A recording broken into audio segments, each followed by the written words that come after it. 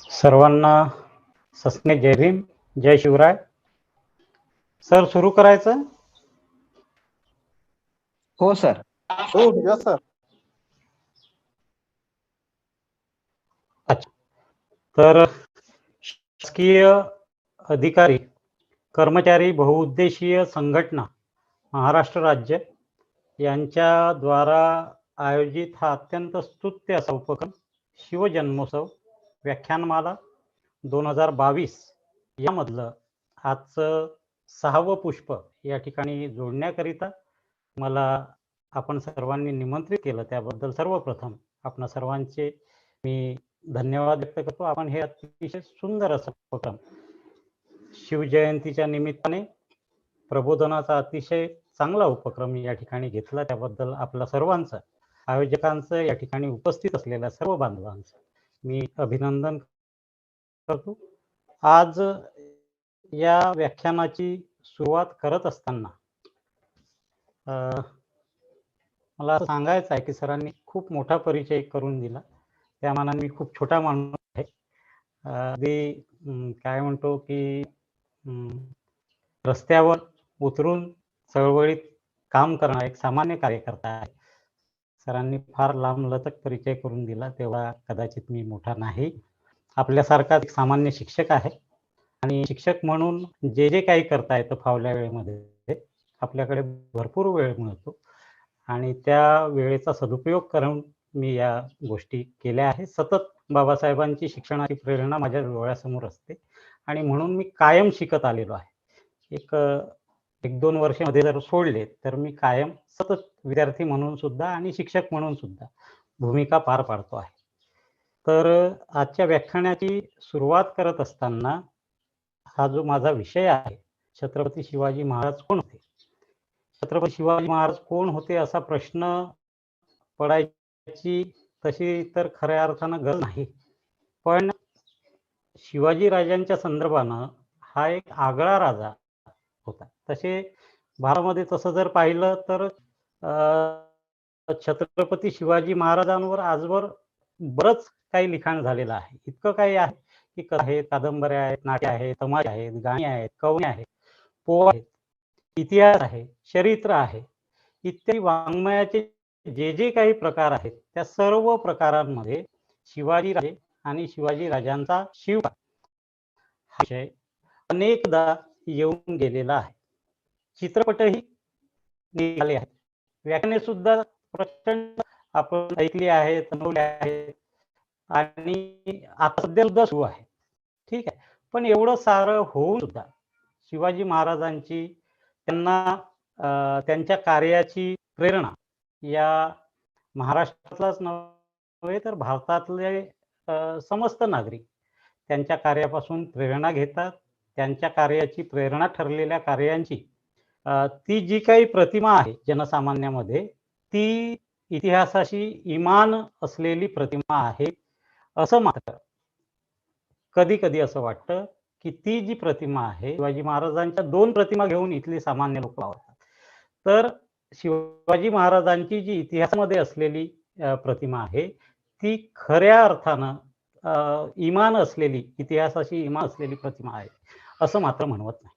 आता मी जे काही या व्याख्यानामध्ये मांडणार आहे, महाराष्ट्रामध्ये अत्यंत गाजलेलं जे पुस्तक आहे खऱ्या अर्थानं शिवाजी पानसरे यांचं शिवाजी कोण होता, हे अत्यंत वस्तुनिष्ठ याच्यामध्ये शिवरायांच्या कार्याचं मूल्यमापन शिवाजी पानसरे यांनी मांडलेलं दिसतं आणि म्हणून माझ्या व्याख्यानामध्ये अनेक संदर्भ, अनेक उल्लेख जे येतील ते त्या पुस्तकाच्या अनुषंगाने येतील.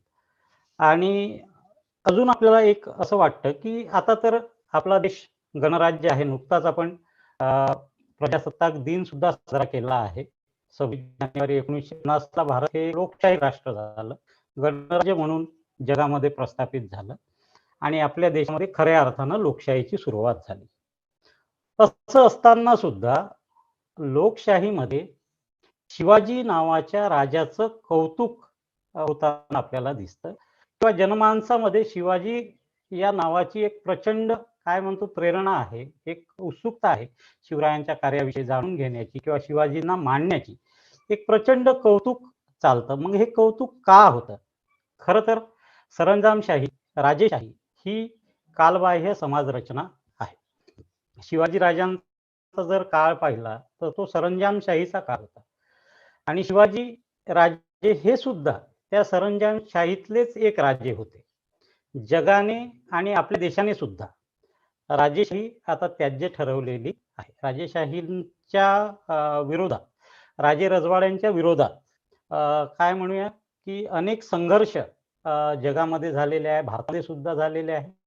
राजेशाही मोडून त्या जागी आपण लोकशाही आणली, हे सुद्धा बरोबरच केले. शिवाजी राजांनी स्थापन केलेल्या राज्याचे शिवरायानंतर जे काही झाले त्यावरून सुद्धा राजेशाही ही काही स्वीकारण्याजोगी आणि कायम चालू ठेवण्याजोगी समाज व्यवस्था नव्हती, हेच त्यावरून सिद्ध होते.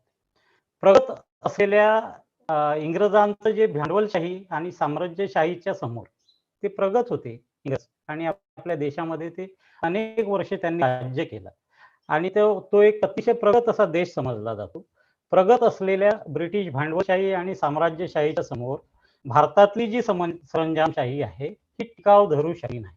यावर सुद्धा सरंजामशाही आणि राजेशाही ही टाकाऊ समाज व्यवस्था ठरते, हेच पुन्हा आपल्या लक्षात येईल. पण या आधुनिक लोकशाहीमध्ये सुद्धा म्हणजे 1950 ला आपण एका लोकशाही देशामध्ये रूपांतरित झालो असताना सुद्धा या लोकशाहीमध्ये सुद्धा शिवाजी राजे यांच्या नावाचा किंवा शिवाजी राजांच्या कार्याचा इतका उदो का व्हावा?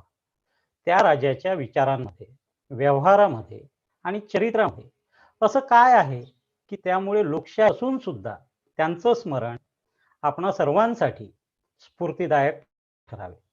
तसं पाहिलं तर आपल्या भारतामध्ये राजेशाही परंपरा आहे. आपल्या देशामध्ये अनेक राजे होऊन गेले, पण सर्व राजाची काही अशी आठवण केली जात नाही.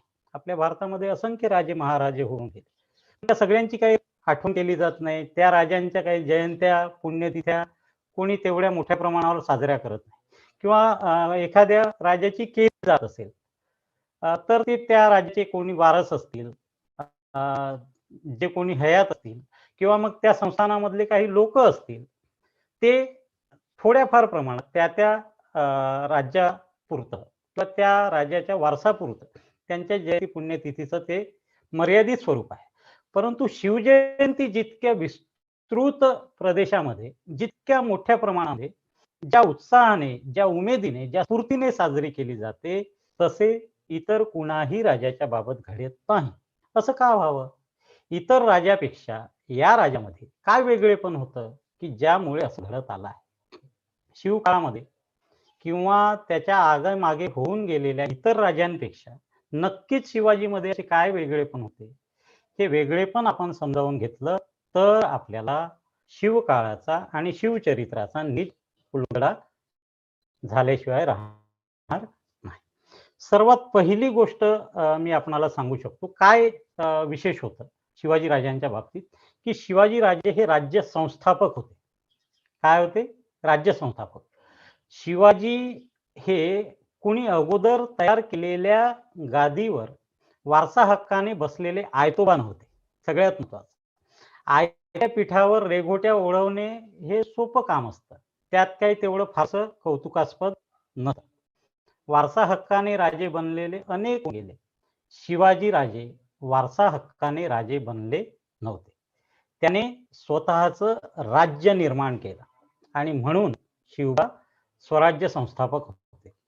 राज्य एखाद्याने निर्माण केलं आणि मग त्याच्यानंतर गादीवर येऊन ते राज्य चालवणे हे सोपं आहे, पण राज्य निर्माण करणे, शून्यातून निर्मिती ज्याला म्हणतो आपण, ज्याच्याकडे कुठलीही पार्श्वभूमी नाही, अशा वेळेला स्वतः राज्य निर्माण करणे हे सोपे नव्हते आणि सोपं नसते सुद्धा. शिवाजींनी मात्र ते केले. इतरांनी स्थापलेल्या राज्यावर बसणे आणि स्वतःच्या कर्तृत्वावर राज्य निर्माण करणे याच्यामध्ये महद अंतर आहे. शिवाजीने जेव्हा राज्य निर्माण केले तेव्हा इतरांच्या मनात सुद्धा असा विचार येत नव्हता. मग त्याप्रमाणे कार्य करण्याची तर गोष्टच सोडून द्या. एखाद्या त्या काळामध्ये असलेल्या राजे शाहीची इमानी इतबारे चाकरी करावी, एखाद्या दरबाराची मर्जी राखावी आणि कसं तरी काहीतरी करून आपल्याला एखादं त्यांच्याकडून जहागिरी मिळवावी, इनामी मिळवावे आणि याच गोष्टीमध्ये आपल्या आयुष्याची इतिकर्तव्यता मानावी, असे त्या काळातले आपल्या महाराष्ट्रातले म्हणा किंवा भारतभर अशा पद्धतीनं इतर राजे करीत होते. पण शिवाजीने मात्र या सगळ्यांपेक्षा वेगळा विचार केला आणि नीट योजना आखली. नुसता विचार करून ते थांबले नाही, तर त्यांनी नीट योजना आखली आणि त्या योजनेप्रमाणे त्यांनी व्यवहार करून स्वतःचं राज्य स्थापन केलं. मग आता राज्य स्थापन करणारे सुद्धा शिवाजी हे काही देशातले काही एकमेव राजा नव्हते. काही थोडे राज्ये आपल्या भारतामध्ये असे आहेत की ज्यांनी स्वतः राज्य स्थापन केलं. त्या थोड्या इतरांना सुद्धा जनमानसामध्ये शिवाजीला जे स्थान मिळाले, शिवाजी राजांना जे स्थान मिळाले, तसे स्थान मात्र त्या थोड्यांनाही मिळालेले आपल्याला दिसत नाही. मग आता काय वेगळं होतं शिवाजी राजांचं? छत्रपती शिवाजी राजे म्हणजे नेमके कोण? नेमकं काय कार्य त्यांचं? शिवाजी महाराजांच्या कार्याचं आणि त्यांच्या राज्याचं इतर राज्याहून वेगळेपण जर कोणतं असेल, तर ते म्हणजे शिवाजी महाराजांचे राज्य त्या राज्यात राहणाऱ्या सर्वसामान्य माणसाला, रयतेला आपले वाटत होते. हेच ते ठळक वेगळेपण आहे, असे मला वाटते. खरं म्हणजे एखादं राज्य चांगलं की वाईट हे ठरवण्याची जर सर्वोत्तम कसोटी कोणती असेल, तर त्या राज्यातील प्रजेला, सामान्य प्रजेला, बहुसंख्याक प्रजेला, बहुजनांना ते राज्य आपले आहे असे वाटते. ते राज्य खऱ्या अर्थाने उत्तम राज्य आहे असं समजा. आपण सध्या एका लोकशाही देशामध्ये राहतो. जगात अनेक देशामध्ये लोकशाही आहे. आपल्याही देशामध्ये लोकशाही आहे. जगामध्ये जे 200 च्या आसपास जी काही राष्ट्र आहे, त्याच्यामध्ये बहुतेक राष्ट्र आता लोकशाही राष्ट्र आहेत. या लोकशाही राज्यातील प्रजेला, सर्वसामान्य जनतेला ही राज्य आपली वाटतात का? जरी लोकशाही आहे तरी. आपल्या देशात जे काही आता चालले आहे, ते आपल्यासाठी चाललं आहे, हे इथल्या बहुसंख्य जनतेला वाटते का? आपण जर याचं उत्तर शोधायला गेलो, तर याचं उत्तर बहुतांश प्रमाणात प्रामाणिक उत्तर जर आपण शोधलं, तर याचं उत्तर नाही असं आहे. लोकांनी जरी निवडून दिले असले, तरी सध्याचे जे लोकशाही राज्य आणि त्या राज्यामध्ये जे कार्य चालू आहे, ते प्रजेला आपलं आहे, हे आमच्यासाठी चाललं आहे, असं मात्र वाटत नाही. शासन संस्थेची एक उत्तम व्याख्या आहे, जी लोकातून निर्माण होते, पण वाढत्या गतीने लोकांपासून अलग पडते, ती शासन संस्था. ही एक व्याख्या आहे. सध्याचे लोकशाही राज्य लोकातून निर्माण झाले आहे, परंतु ते लोकांपासून अलग पडते आहे आणि अलग पडण्याचा जो वेग आहे, अलग पडण्याची जी गती आहे, ती वाढती आहे. वाढत्या गतीने राज्य लोकांच्या जीवनातून अलग पडते आहे. याचा अर्थ आजच्या लोकशाहीपेक्षा सुद्धा शिवकाळातील जी सरंजामशाही आहे, ती प्रगत होती, असा याचा मुळीच अर्थ नाही. शिवकाळ आणि आपण जे आहोत आता, त्याच्यामध्ये जवळपास 350 वर्षाचं अंतर आहे. आता सरंजामशाही तर उपयोगाची नाहीच, पण सध्या जी लोकशाही आहे किंवा जी लोकशाही ज्या पद्धतीने राबवली जाते किंवा ज्या पद्धतीनं लोकांना अपेक्षित होतं, म्हणजे डॉक्टर बाबासाहेब आंबेडकरांच्याच शब्दात जर सांगायचं झालं, तर लोकशाही म्हणजे काय? अत्यंत त्या व्याख्येवर जास्त चर्चा लोक करताना दिसत नाही. ती व्याख्या अतिशय साधी सरळ आहे, की लोकांच्या रक्ताचा एकही थेंब न सांडता, रक्ताचा एक थेंबही न सांडता लोकांच्या जीवनात आमूलाग्र बदल घडवून आणण्याची प्रक्रिया म्हणजे लोकशाही. लोकांच्या जीवनात आमूलाग्र बदल घडवून आणण्याची प्रक्रिया जर कोणती असेल, तर ती लोकशाही आहे. परंतु अशा पद्धतीनं लोकशाही ज्या हातामध्ये आपण सोपवली आहे, लोकशाही हे शासन खऱ्या अर्थानं राज्यकर्त्यांमार्फत ते राबवलं जातं. परंतु ते जर सामान्य जनांच्या हिताच्या दृष्टीने काम करत नसतील किंवा त्यांनी जर लोकशाही व्यवस्थित समजून अंगीकारली नसेल तर मात्र मग गोंधळ होण्याची शक्यता आहे आणि मग अशा पद्धतीची लोकशाही ती सुद्धा सामान्य जनाच्या दृष्टीने उपयोगी राहिली नाही असा याचा अर्थ निघतो. आता शिवाजीचे कार्य हे आपले कार्य आहे. काय होतं त्यावेळेला, की शिवाजी जे करत आहेत, ते कार्य आपलं कार्य आहे, असं त्या काळातल्या रयतेला वाटत होतं. त्याची अनेक उदाहरणं आहेत. कोणती उदाहरणं आहेत, की अ, रयतेला असं वाटत होतं, की प्रचंड फौजफाट्यासह सिद्दी जोहर जेव्हा पन्हाळगडाला वेढा देऊन बसले होते. अनेक महिने उलटले होते आणि अनेक महिने उलटले असताना त्यावेळेला त्या पन्हाळगडाच्या वेढ्याला ढील पडत नव्हती. नेताजी पालकरने सिद्दी हिलाल नावाच्या सरदाराच्या, शिवाजीराजांचा सरदार होता, याच्या सहाय्याने वेढ्यावर केलेला हल्ला नाकामयाब झाला होता. छत्रपतींच्या सेनापतीला अक्षरशः हार पत्करून पळून यावे लागले होते. सिद्दी हिलालचा मुलगा सुद्धा त्यावेळेला लढाई लढत होता आणि तो शत्रूच्या हाती सापडला होता. अशा वेळेला वेढ्यात अडकून पडलेल्या शिवाजीराजांना सुटकेचा मार्ग सापडत नव्हता. अशा वेळी वेढ्यातील पातळ जागा, जिथे वेढा काय म्हणतो त्याला थोडासा कमजोर असेल, अशा ठिकाणी पातळ जागा शोधून गुपचूपपणे विशाळगडावर पळून जाण्याचा बेत रचला होता. या बेताचा एक भाग म्हणून एक खोटा शिवाजी त्यावेळेला तयार करण्यात आला होता आणि पालखीत बसलेला जो शिवाजी आहे, हा शत्रूच्या हातात सापडला. ओळख पटेपर्यंत सिद्दी जोहर आणि त्याचे साथीदार थोडेसे गाफील राहिले. त्यांना वाटलं की शिवाजी सापडला. पण खऱ्या अर्थानं शिवाजी राजे त्या पातळ असलेल्या किंवा जिथं कमजोर वेढा आहे अशा ठिकाणावरून ते सुटून गेले होते. परंतु तो वेळ त्यांना पोचण्यासाठी मिळावा यासाठी एक खोटा शिवाजी जो पालखीत बसून होता त्याला सिद्दी जोहर आणि त्याने पकडले, साथीदारांनी पकडले आणि अशा वेळेला ते गाफील राहिले आणि राजाला दूर जायला उसंत मिळाली. आता विचार करा, खोटा शिवाजी जो बनला होता, तो होता शिवा न्हावी. एक सामान्य गरीब मनुष्य. प्रत्येकाला आपला जीव सर्वात जास्त प्रिय असतो. आपला सर्वांना माहित आहे, की प्रत्येकाला स्वतःच्या जीवापेक्षा प्रिय दुसरं काही नसतं. अशा वेळेला खोटा शिवाजी जो बनला होता, तो शिवा न्हावी. एक सामान्य गरीब माणूस होता तो.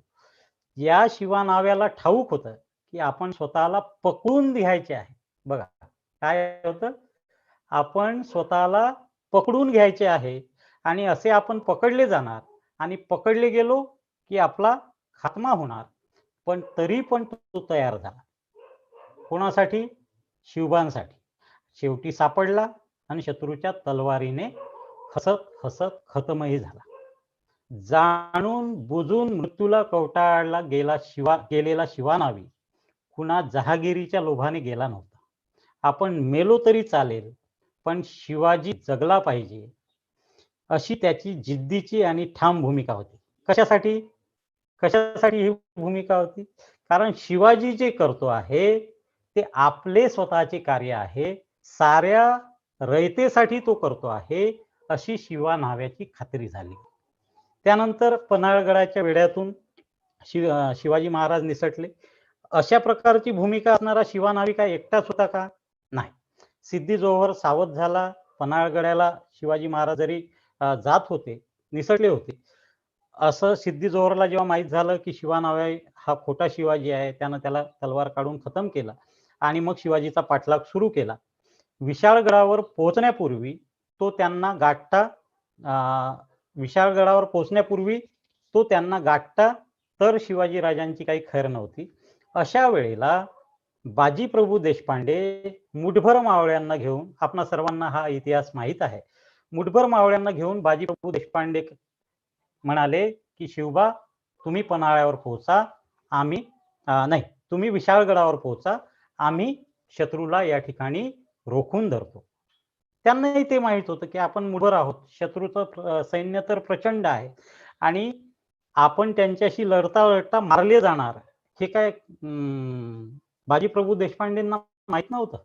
तिथं उभ्या राहणाऱ्या बाजीप्रभूंच्या सोबत उभ्या राहणाऱ्या मुठभर मावळ्यांना माहित नव्हतं. असं सुद्धा महाराजांना विशाळगडावर पोहोचायला उसंत मिळावी आणि थोडा वेळ का होईना पण शत्रूला आपण लढत लढत त्यांना रोखून धरू. आणि रोखत असताना जान कुर्बान करायची पाळी जरी आली, त्यांना माहीतच होतं आपली जान कुर्बान होणार आहे. असं असताना सुद्धा बाजीप्रभू देशपांडे आणि त्यांच्यासोबतचे ते मुठभर मावळे तयार होते. शेवटी तसंच झालं. बाजीप्रभू पडला. अनेक मावळे कापले गेले. त्यांची नावे सुद्धा इतिहासाला माहीत नाही. बाजीप्रभू आणि ते जे बेनाम मुठभर मावळे होते, का लढले ते? पुन्हा तीच भावना, आपण मेलो तरी चालेल, पण शिवाजी राजांनी जे कार्य आरंभले होते, ते पूर्ण करायला शिवाजी जगायला हवा. ते कार्य पूर्ण व्हायला हवे. ज्याच्यासाठी हसत-हसत मरण पत्करावे, असे ते कार्य होते. अशीच त्या लढणाऱ्या सर्वांची भावना होती. अशी अनेक उदाहरणं इतिहासामध्ये नमूद करून ठेवलेली आहेत. काय म्हणूयात, शहनशाह औरंगजेबाचा जेव्हा इनामी सरदार मिर्झाराजे जयसिंग याच्यासमोर शिवबांना हार पत्करावी लागली आणि सुरते आग्र्याच्या कैदेमध्ये जेव्हा शिवबाराजांना ठेवण्यात आलं आणि सुटकेचा कुठलाही मार्ग जेव्हा सापडत नव्हता, पुन्हा शिवबांनी शक्कल लढवली आणि सुरतेवरून आग्र्यावरून ते कसे सुटून आले आपल्याला माहीत आहे. पसार होताना शिवाजी राजांच्या बिछाण्यावर एक जण शिवाजीचं सोंग घेऊन झोपला होता, हे आपल्या सर्वांना माहीत आहे. आणि एक जण त्याचे पाय चेपत होता. पसार व्हायला संधी मिळावी, डाव उघडकीस यायला उशीर व्हावा आणि मिळेल तेवढ्या वेळेत राजांनी दूर निघून जावे, ही रचना केली. मृत्यूला सामोरे जायला मागे राहिले होते ते कोण होते? मदारी मेहतर होता आणि हिरोजी फर्जंद होता. लवकर असो किंवा उशिरा असो, हा डाव उघडकीस येणार आहे हे त्यांना माहीत नव्हते का? माहीत होते. आणि आपण पकडले गेलो तर बेमोत मारले जाणार आहोत, हे काही त्यांना माहीत नव्हते का? तेही त्यांना माहीत होते. मृत्यूला कवटाळून आत्माहुती द्यायला ते दोघे का तयार झाले? पुन्हा तेच उत्तर, शिवाजीने आरंभलेले कार्य मोलाचे आहे आणि ते पूर्ण व्हायला हवे, टिकायला हवे. आपण मेलो तरी चालेल, हीच ती भावना होती. आपण मेलो तरी चालेल, शिवाजी जगला पाहिजे असं वाटायला लागावं, अशी किमया फक्त शिवाजी राजे करू शकले. इतर राजांना ते शक्य झालं नाही. आणि म्हणून इतर राजांसाठीही लढणारे लोक होते का? होते, नाही असं नाही. पण अशा लढाईत अनेक मृत्युमुखी पडले, पण त्यांचं लढणं हे मर्दुमकी गाजवून जहागिरी किंवा एखादं इनाम मिळवण्यासाठी होतं. ते मेले ते जहागिरीसाठी, इनामासाठी, उदात्त कार्यासाठी नव्हे. ते उदात्त कार्य कोणतं? ते शिवाजी राजांनी हाती घेतलं होतं. त्यासाठी लोक प्राण हाती घेऊन शिवबांसाठी लढत. शिवाजींच्या कार्यामध्ये लढवय्ये सैनिक तर सहभागी होतेच, परंतु सर्वसामान्य रयत सुद्धा आपापल्या परीने शिवाजी राजांच्या कार्यामध्ये सहभागी असे. आणि म्हणून शिवाजी राजांचं ते कार्य यशस्वी होत होतं. शिवाजी राजांच्या कार्यामध्ये रयतेच्या सहभागाचं एक ऐतिहासिक सत्य एका प्रतिभावान कवीनं सोप्या आणि रोखठोक भाषेत कविता करून एका ठिकाणी नोंदवून ठेवलं आहे. ते कवितेचं ध्रुवपद असं आहे, खबरदार जर टाच मारून जाल पुढे, चिंधड्या उडवीन राई राई एवढ्या. हे आपल्या वाचनात कधी गेलं असेल, त्या कवीनं फार मोजक्या शब्दात लिहून ठेवलं आहे. खबरदार जर टाच मारून जाल पुढे, चिंधड्या उडवील राई राई एवढ्या. हा कवी वर्णन करतो, एका छोट्या प्रसंगाचं ते वर्णन आहे. अतिशय धामधुमीचा काळ होता. सैनिक शिपाई तर सोडाच, पण साधा नांगरणारा शेतकरी सुद्धा सावध आहे. कुणाचे सैनिक कुठे जातात, इकडे शिवाजी राज्यातल्या साध्या शेतकऱ्यांचं सुद्धा लक्ष आहे.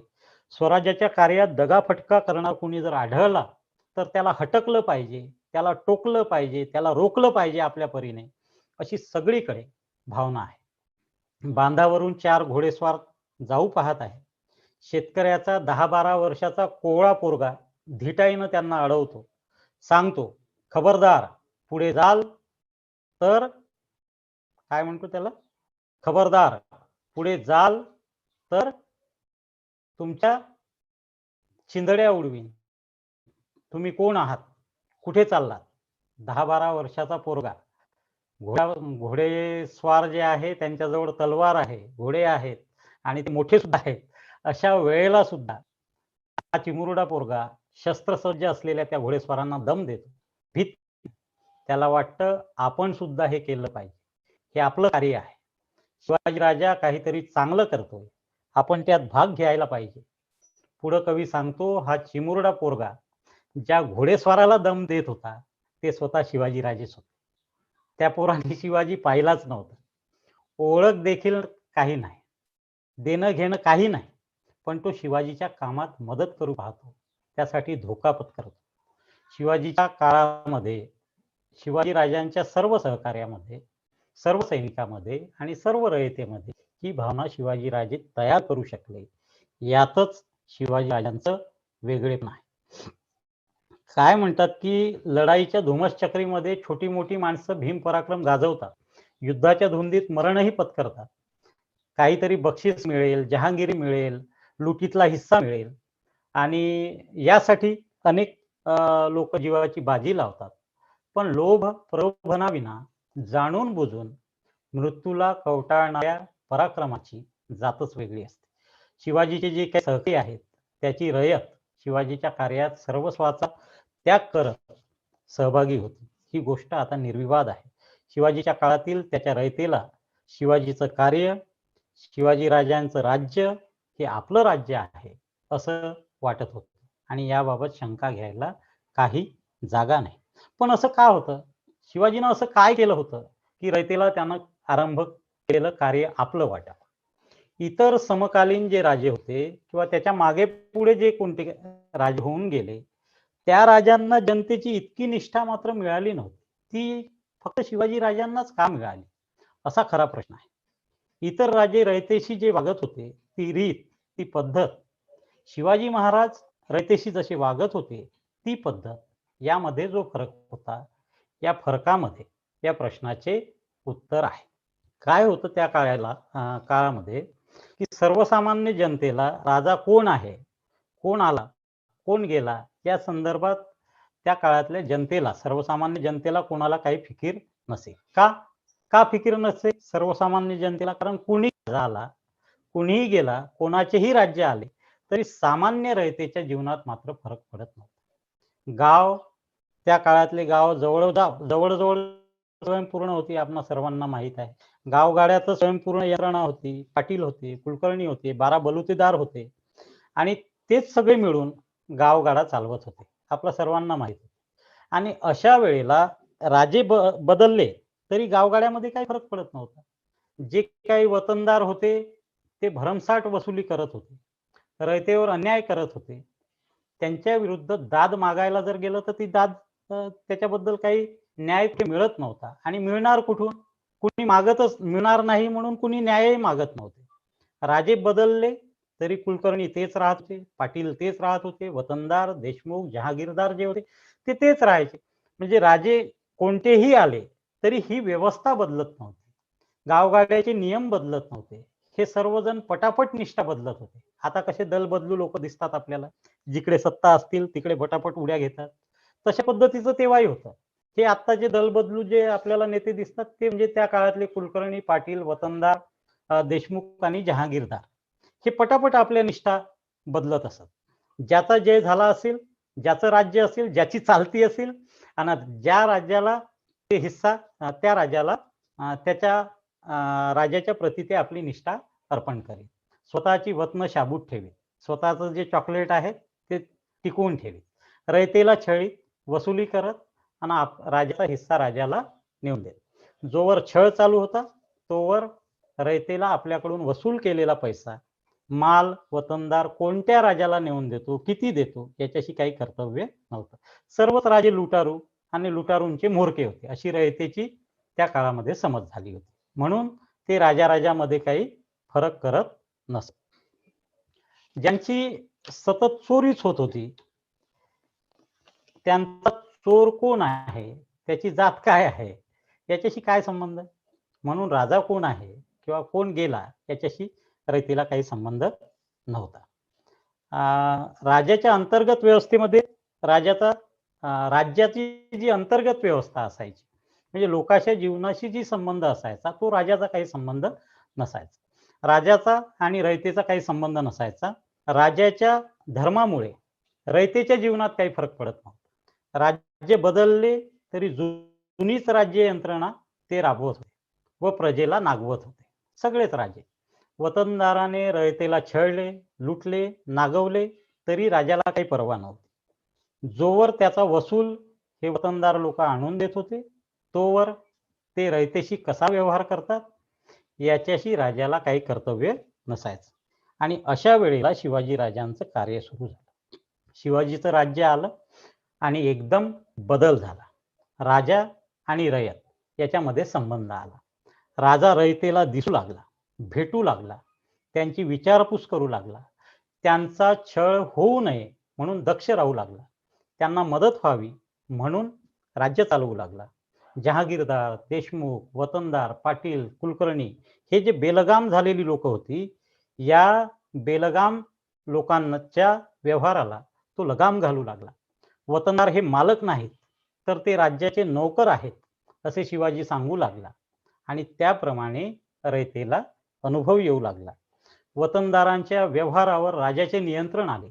त्यांनी कसं वागावं, कसं वागू नये याचे नियम पहिल्यांदा बनले. वतनदार राजाच्या नियमाविरुद्ध वागू लागले, रयतेला जर छळू लागले, अत्याचार करू लागले तर त्यांच्या विरुद्ध रयतेला दाद मागण्याची हिंमत आली. हे पहिल्यांदा होत होतं शिवाजी राजाच्या काळात. कारण रयतेने केलेल्या तक्रारींची चौकशी होऊन प्रसंगी त्या मुजोर वतनदारांना जरब बसेल अशा पद्धतीच्या कठोर शिक्षा सुद्धा व्हायला लागल्या. शिवाजीच्या रयतेला हे सारं नवीन होतं.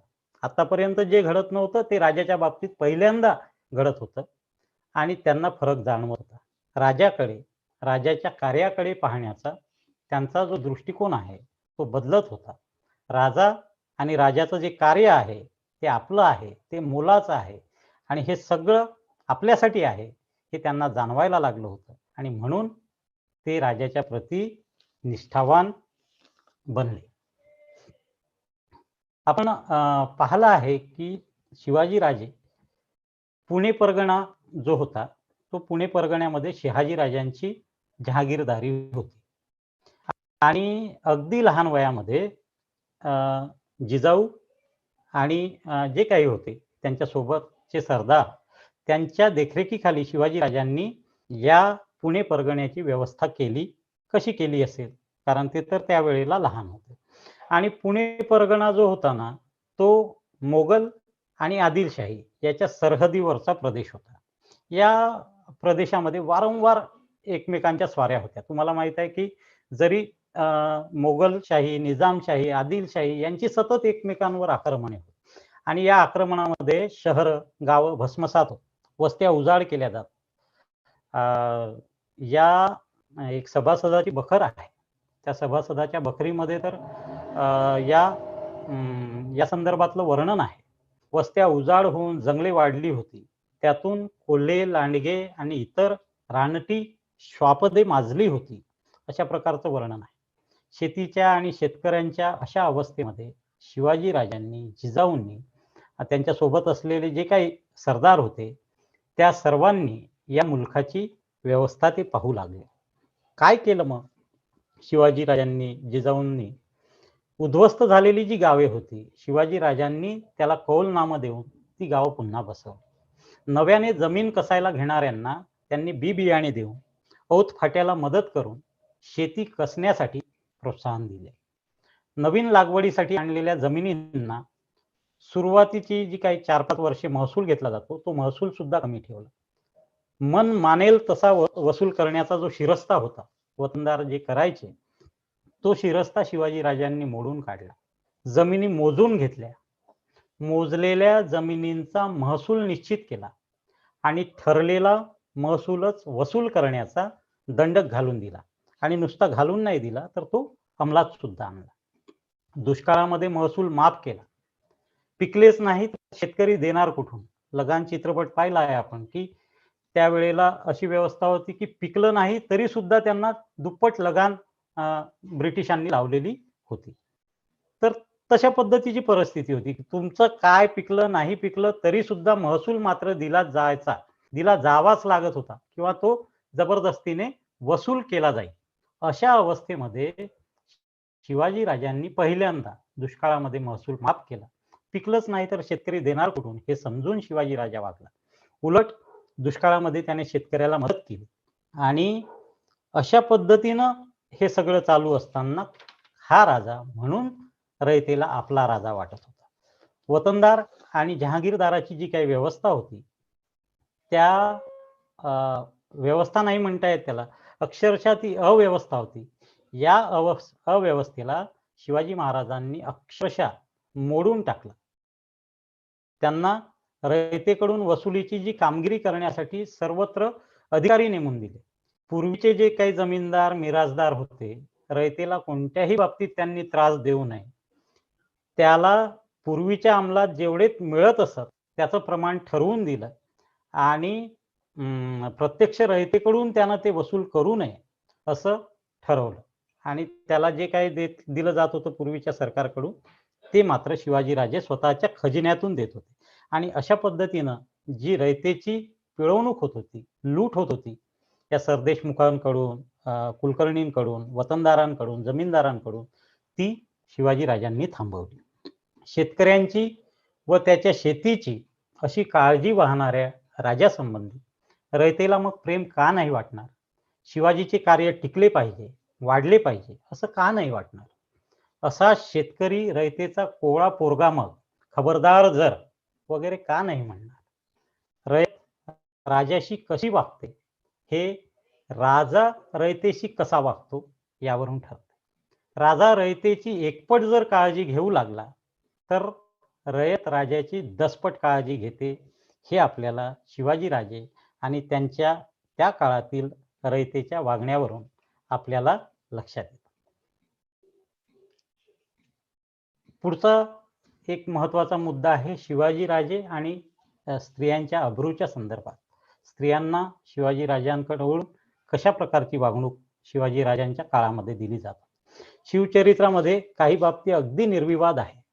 कुणाच्या मनात त्याबद्दल काही शंका नाही.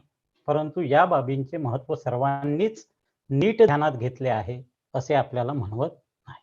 शिवाजीराजांचा स्त्रियाच्या अब्रूच्या संदर्भाने जो दृष्टिकोन आहे ती सुद्धा अशीच एक बाब आहे.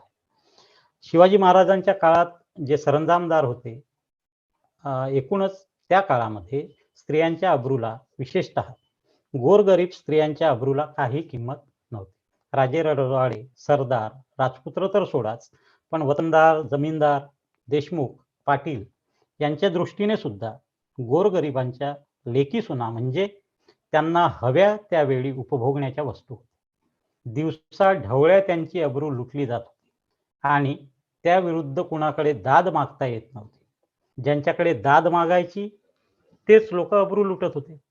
अब्रू लुटणाऱ्यांना मान मरातब आणि पदव्या देत होते. अशा काळात शिवाजीचा या संबंधीचा दृष्टिकोन मूलतः वेगळा होता. रांझ्याच्या पाटलाची गोष्ट आपण बहुतेकांनी ऐकली असेल. रांझ्याच्या पाटलाची गोष्ट या संदर्भाने प्रसिद्ध आहे. गावच्या वतनदार पाटलाने गरीब शेतकऱ्याच्या तरण्या पोरीला दिवसा ढवळ्या सर्वांसमक्ष उचलून नेली आणि भोगली. माती झालेल्या जिन्यापेक्षा मरण बरं म्हणून त्या पोरीनं जीव दिला. सारा गाव हळहळला, पण त्या पाटलाच्या विरोधात मुकाच राहिला. कोणीच तक्रार केली नाही, कारण त्याची दहशतच तेवढी होती. शिवाजीराजांच्या कानी ही गोष्ट आली. पाटलाच्या मुसक्या बांधून पुण्याला आणले गेले आणि हातपाय तोडायची शिक्षा झाली. नुसती झाली नाही तर ती अंमलात आली आणि साऱ्या मावळ खोऱ्यात आश्चर्य पसरले. गरीब रयतेच्या पोरीची अब्रू घेतली म्हणून वतनदार पाटलाला जबर शिक्षा झाल्याचं पाहून रयत शिवाजीवर फिदा झाली आणि रयतेच्या अब्रू रक्षणासाठी शिवाजी कार्य करीत असेल तर त्या कार्यासाठी रयत मरायला सुद्धा तयार झाली. ज्यांच्या पाठबळावर राज्य करायचं अशा वतनदारांची सुद्धा गय न करायला न्यायावर एक जबर अशी निष्ठा लागते. ती निष्ठा शिवाजी राजांकडे होती आणि म्हणून रयत शिवाजीच्या कार्यामध्ये सहभागी होती. आजही गोरगरीब रयतेच्या लेकी सुनांवर खेडोपाडी आणि शहरात सुद्धा अत्याचार आणि बलात्कार होतात. पण शिवाजी राजांचा वारसा सांगणारे आणि उठसूट शिवाजी राजांचा जयघोष करणारे आज काय करतात? अत्याचार करणाऱ्यांना शिक्षा होतात का? हातपाय तोडायचे तर सोडा, साधी कोर्टात केस तरी होते का? किंवा अत्याचार करणारा जेवढा मोठा मालदार असेल, जेवढा काय म्हणतो अनेक दृष्टीने मोठा म्हणण्याची आता संकल्पना आहे समाजामध्ये, तर जेवढा मोठा तो मालदार तितक्या लवकर त्याची सुटका होते. का अटकच होत नाही? असं सुद्धा वास्तव आहे. लोकशाहीत सुद्धा शिवाजी आठवतो तो या सगळ्यामुळे आणि आठवावा सुद्धा तो यासाठी. स्वतःच्या काय म्हणतो रांझ्याच्या पाटलाची हकीकत हा काही एकमेव अपवाद नाही. अशा इतरही अनेक कथा आहेत. 1678 मध्ये काय झालं की सखुजी गायकवाड नावाच्या सेनापतीनं बेळवाडीच्या किल्ल्याला वेढा दिला. या किल्ल्याची किल्लेदार एक स्त्री होती. तिचे नाव होते सावित्रीबाई देसाई. या बहादूर स्त्रीने 27 दिवस किल्ला लढवला. पण सखुजीने शेवटी किल्ला जिंकला आणि वेळेच्या उन्मादात सूड म्हणून सूड भावनेने त्याने सावित्रीबाईंवर बलात्कार केला. ही बातमी ऐकून शिवाजीराजे संतापले. त्याने सखुजी गायकवाडचे डोळे काढावयास लावले आणि त्याला जन्मभर तुरुंगात डांबले. आपल्या विजयी सेनापतीनं शत्रू असलेल्या स्त्रीवर बलात्कार केला म्हणून त्याची गय केली नाही. कारण शिवाजीराजांची भूमिका होती स्त्रियांची इज्जत कायम राहिली पाहिजे, मग ती कुणीही असो, आपली असो की परकी असो. कल्याणच्या सुभेदाराच्या सुनाचंही उदाहरण आपल्या सर्वांना माहीत आहे. कल्याणच्या सुभेदाराची सून जेव्हा दरबारामध्ये हजर केल्या गेली तर तिच्या संदर्भात गैरउद्गार तर काढले नाहीच, गैरव्यवहार सुद्धा न करता त्या सुभेदाराच्या सुनीची चोळी बांगडी करून पाठवणी करण्याची कथा आपणा सर्वांना माहीत आहे. तो तर अनेक वेळेला काव्याचा सुद्धा विषय झालेला आहे. मुसलमान शत्रूची तरणी ताठी आणि देखणी सून पाहून सुद्धा ज्या राजाला आईची आठवण व्हावी अशा प्रकारची चारित्र्य संपन्नता, सौंदर्यासंबंधीचा निरोगी दृष्टिकोन त्यासाठी असावा लागतो. आणि अशा पद्धतीचे जर राजे असतील तर अशा राजांच्यासाठी रयत जीव देण्यास मागे पुढे पाहिल असं मुळीच आपल्याला शंका घेण्यास वाव नाही. लढाईत किंवा लूट करताना हिंदू किंवा मुसलमान कोणत्याही धर्माच्या स्त्रिया हाती आल्या तर त्यांना तोशीस लागता कामा नये, त्रास होता कामा नये अशा सक्त आज्ञा शिवाजी महाराजांनी दिलेल्या आहेत. आणि नुसत्या आज्ञा देऊन थांबले नाहीत. आजही आपण शासनाचे निर्णय अनेक निघतात पण त्याचे पालन काही योग्यरित्या होताना दिसत नाही. शिवाजी महाराजांनी ज्या आज्ञा काढल्या त्या आज्ञेचा प्रत्यक्ष अंमल सुद्धा करून घेतलेला आहे. त्या काळामध्ये शिवाजी राजांनी त्या काळामध्ये काय होतं की हिंदू असो की मुसलमान असो, राजे रजवाडे इनामदार असो, लढाईला जाताना ते जनानखाने घेऊन जायचे. कुणबीनी कलावंतीनी सोबत घेऊन जाण्याचा त्या काळी रिवाज होता. किंवा मग परमुलकामध्ये जिंकलेल्या मुलखातल्या स्त्रियांना काय म्हणतो आपण बटकिनी हा शब्द होता. बटकिनी बनवण्याचा आणि भ्रष्ट करण्याचा सुद्धा त्या काळामध्ये परिपाठ होता. पण शिवाजी राजांनी सक्त हुकूम दिला होता की मोहिमेस जाताना कुणीही बटकिनी कुणबिनी अगर कलावंतीनीस बरोबर घेऊ नये, कुणाही स्त्रीला बटकीन बनवता कामा नये असा आदेश शिवाजी राजांनी सक्त असा हुकूम त्यावेळेला दिला होता. आता 21व्या शतकाच्या उंबरठ्यावर असलेल्या भारतात पुरोगामी आणि न्यायी महाराष्ट्रात आजही स्त्रियांवर बलात्कार होतात आणि बलात्काराकडे दुर्लक्ष करणारे इतकेच नव्हे तर बलात्कार करणाऱ्याला पाठीशी घालणारे जेव्हा शिवाजी महाराजांच्या नावाने जय जयकार करतात आणि आपण शिवाजीचे वारसदार आहोत म्हणून सांगत फिरतात. समजा शिवाजी राजे आज आले तर अशा पद्धतीच्या नाम मात्र शिवभक्तांचे ते काय करतील. त्यानंतर शिवाजी राजांनी राज्यकारभाराची भाषा सुद्धा या संदर्भाने सुद्धा काम केलेलं आहे. भारतामध्ये भाषिक राज्य स्वातंत्र्याच्या नंतर निर्माण झाली आणि त्या काळामध्ये मुख्यत्वे करून राज्यकारभाराची भाषा फारसी होती. कोणतीही भाषा चांगली किंवा वाईट नसते. पण लोकांना मात्र त्या काळात फारसीच समजत नव्हती. साहजिकच काय होत होतं, की न समजणाऱ्या भाषेतील राज्यकारभार रयतेला आपला वाटत नव्हता. काय चाललं हे कळत नव्हतं आणि मग शिवाजी राजांनी विचारपूर्वक राज्यभाषा कोश करायचं काम सुरू केलं. त्यांनी त्या काळामध्ये प्राकृतात आपला राज्याचा कारभार सुरू केला. तो लोकांना आपला वाटू लागला आणि मग शिवाजी राजांचं राज्य हे रयतेला आपलं वाटू लागलं.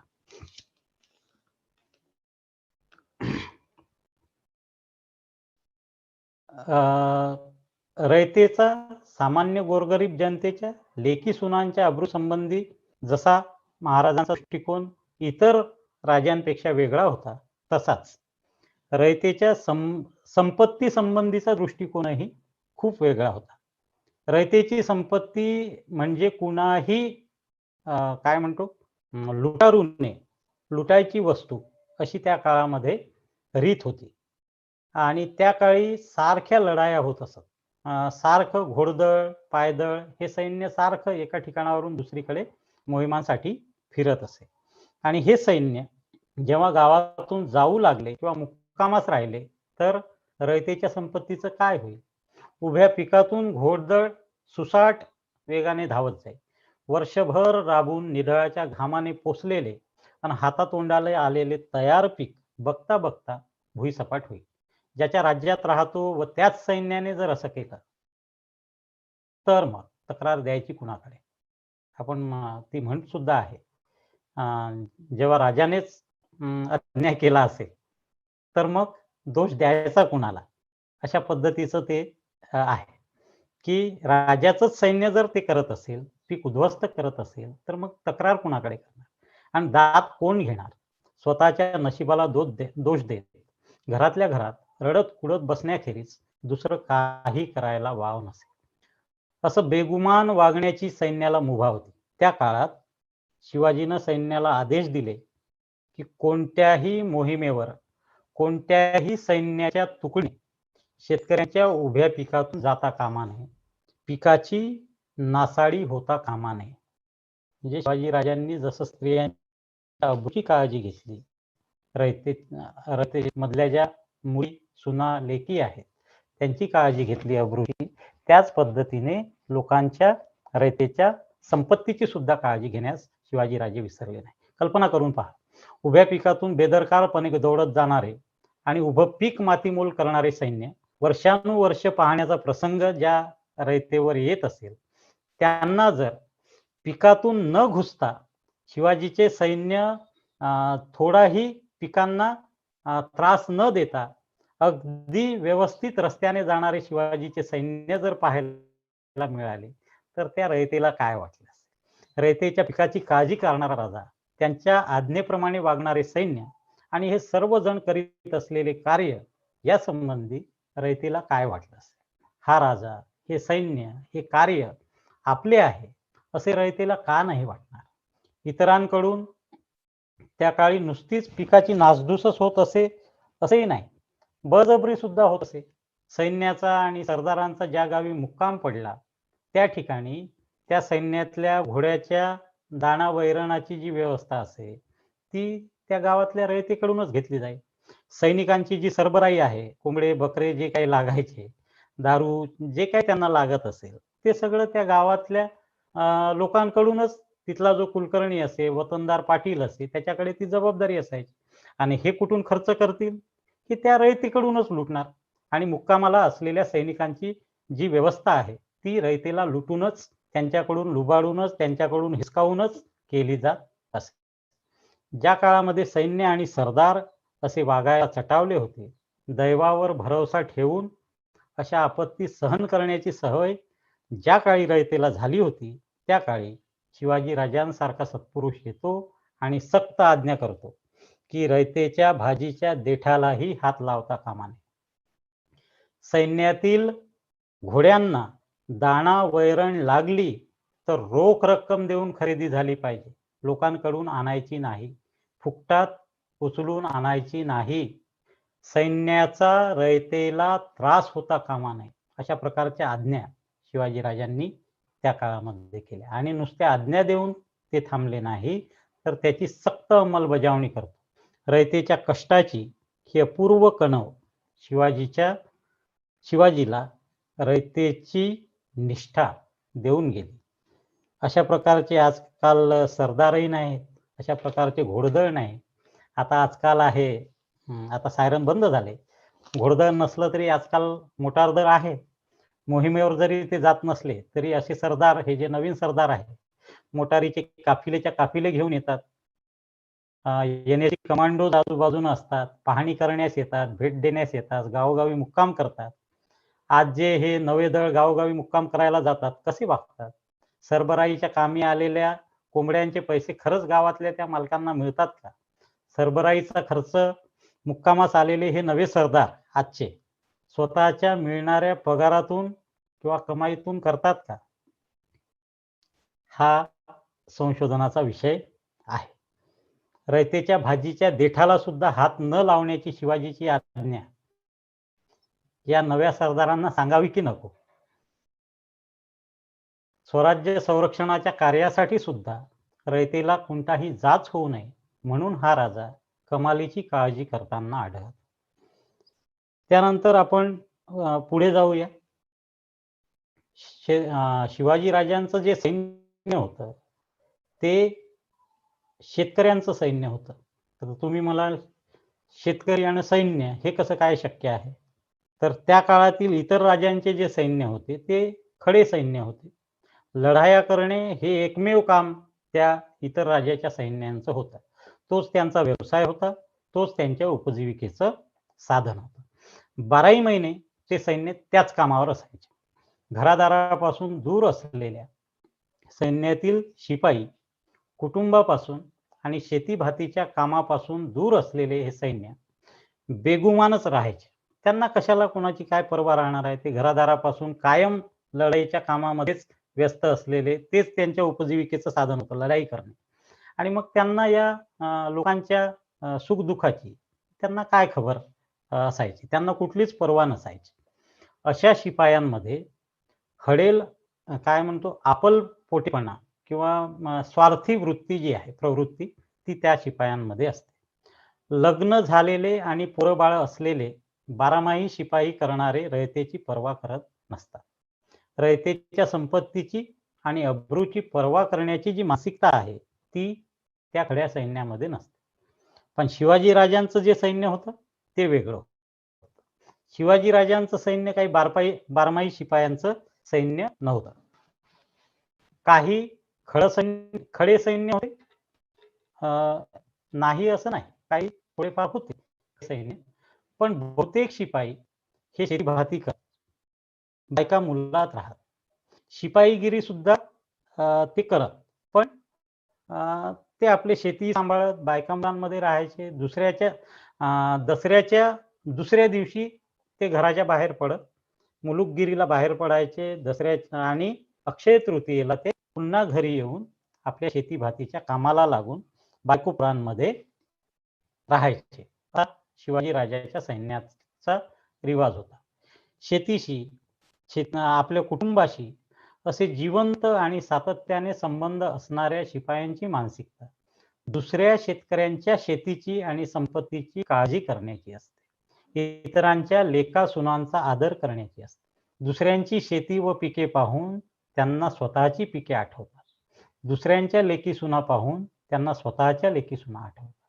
आणि ते अत्याचार करत नाहीत, नासधूस करत नाहीत, लूट करत नाहीत, ते अब्रू घेत नाहीत. शेतीशी संबंध असलेला मनुष्य लुटारू होत नाही. सैन्यातला जो शिपाई आहे तो समाजातल्या कोणत्या थरातून येतो, कोणत्या वर्गातून येतो हे महत्वाचे असते. यात दुसरा एक महत्वाचा मुद्दा आहे की इतर राजांचे जे सैन्य होते ना ते लुटारूंचे सैन्य होते. लूट करणे हाच त्यांचा मुख्य हेतू होता. इतरांना राज्य कशासाठी हवी होती? इतर राजांचं जर उदाहरण आपण पाहिलं ते त्यांना कशासाठी हवे होतं? लुटीसाठीच हवे होतं ना. मग ते लूट करणार नाहीत तर काय करणार? सैनिकी सामर्थ्याच्या जोरावर चैन करायची, हाच त्यांचा मुख्य हेतू होता. ते रयतेच्या अब्रूची, त्यांच्या संपत्तीची पर्वा कशी करणार? शिवाजीच्या राज्याचा हेतू मात्र शिवाजीच्या शिपाई बनलेल्या शेतकरी सैन्याचा हेतू मात्र लूट करणे नव्हता, तर लूट थांबवणे हा. वर्षानुवर्षे केलेल्या लुटीचा, अन्यायाचा प्रतिकार करायला जे सैन्य उभे ठाकले होते, ते लूट कसं करणार? अन्यायाचा प्रतिकार करायला जे उभे राहतात, ते स्वतः अन्याय करीत नसतात. याचा अर्थ शिवाजी महाराजांच्या सैन्यानं कधीही आणि कुठेही लूट केली नाही असं नाही. परमुलकात जाऊन लूट केली होती. सुरतेची लूट तर आपणा सर्वांना माहीतच आहे. ही सुरतेची लूट तर अतिशय प्रसिद्ध आहे.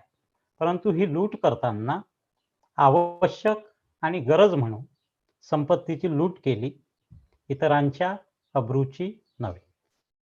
यात आणखी एक मुद्दा आहे. इतर राजे काय करायचे, की त्यांच्या सैनिकांना पगार न देता जी लूट मिळत होती, त्या लुटीतला हिस्सा देत होते. सैनिकांना पगार देण्याची काय पद्धत होती? सैनिकांना काय मेहनताना मिळायचा? तर इतर राजे काय करायचे, की सैनिकांना नगदी पगार न देता लुटीमधला हिस्सा देत. मग स्वाभाविकच आहे, की सैनिक काय करत असतील? सैनिक जास्तीत जास्त लूट करीत. शिवाजी महाराजांनी सैनिकांना लुटीतला हिस्सा देण्याची पद्धत बंद केली. लुटीचा जो सर्व ऐवज आहे, तो खजिन्यामध्ये जमा करायचा आणि सैनिकांना ठराविक मेहनताना द्यायचा, अशी रीत पाडली. त्यामुळे लूट करण्यात आणि त्यातल्या त्यात जास्तीत जास्त लूट करण्यात शिपायांचा काही संबंध राहिला नाही. लूट मिळो अगर न मिळो, कमी मिळो अगर जास्त मिळो, सैनिकांना पगार वेळच्या वेळी मिळत असे. त्यामुळे उगाच लूट करण्याची, चैनीसाठी लूट करण्याची प्रवृत्ती राहिली नाही. अशा पद्धतीची शिवाजी राजांची सैन्य व्यवस्था होती. शिवाजी महाराजांचं स्वतःचं शुद्ध चारित्र्य, जाणीवपूर्वक हेतू मनाशी बाळगून दिलेल्या स्पष्ट आज्ञा, आज्ञेचा भंग करणाऱ्यांना जरब बसेल अशा शिक्षा, अशा पद्धतीचं शिवाजी राजांचं ते स्वराज्य होतं आणि म्हणून रयतेला ते आपलं असं वाटत होतं. आधुनिक काळात सुद्धा जशी जनता शिवाजी राजांच्या पाठीशी ठामपणे उभी होती, आधुनिक काळात सुद्धा अशी जनता, असे सैन्य, याची काही उदाहरणे आताही आहेत, नाही असं नाही. व्हिएतनाम सारख्या छोट्या देशाचं उदाहरण हे त्या संदर्भातलं अतिशय ताजं उदाहरण आहे. त्यानंतर पुढचं जर पाहायला गेलो आपण, व्यापाराच्या, उद्योगाच्या संदर्भानं शिवाजी राजांनी फार आपल्या जे स्थानिक व्यापार आणि उद्योग आहे, त्याला कशा प्रकारे संरक्षण दिलं ते पाहूया. आपल्या राज्यातील वस्तूंचा व्यापार वाढावा म्हणून परराज्यातून येणाऱ्या मालावर जबर कर बसवून स्वदेशी मालाला संरक्षण देण्याचे धोरण आताचे आधुनिक देश वापरत आलेले आपल्याला दिसतात. परंतु सरंजामशाहीच्या मध्ययुगात सुद्धा शिवाजी महाराजांनी असाच कर बसवून आपल्या देशी व्यापाऱ्याला आणि उद्योगांना उत्तेजन देण्याचे त्या काळामध्ये धोरण स्वीकारले होते. त्या काळामध्ये शिवाजी राजांनी जे पत्र लिहिले आहेत, ते जर आपण संदर्भ म्हणून आपण शोधून काढाल, तर ते आपल्याला या संदर्भातले दिसतील. महाराजांच्या दूरदृष्टीचा, सर्वंकष दृष्टीचा हा आणखी एक मोठा महत्वाचा पैलू आहे. शिवाजी महाराजांनी डच कंपनीला व्यापाराचा परवाना दिला.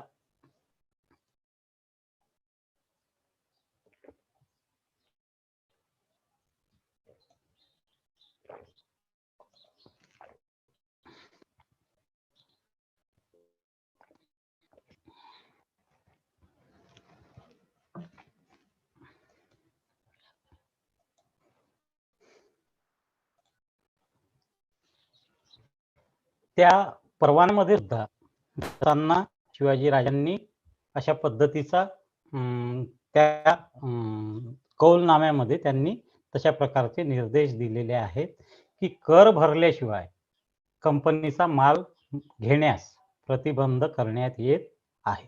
अशा पद्धतीचे सक्त आदेश त्यांनी परकीयांना सुद्धा त्यांच्या काळामध्ये दिल्याचं आपल्याला आढळून येतं. त्याचबरोबर शिवाजी राजांच्या स्वराज्यामध्ये गुलामांच्या व्यापारावर बंदी घालण्यात आलेली होती.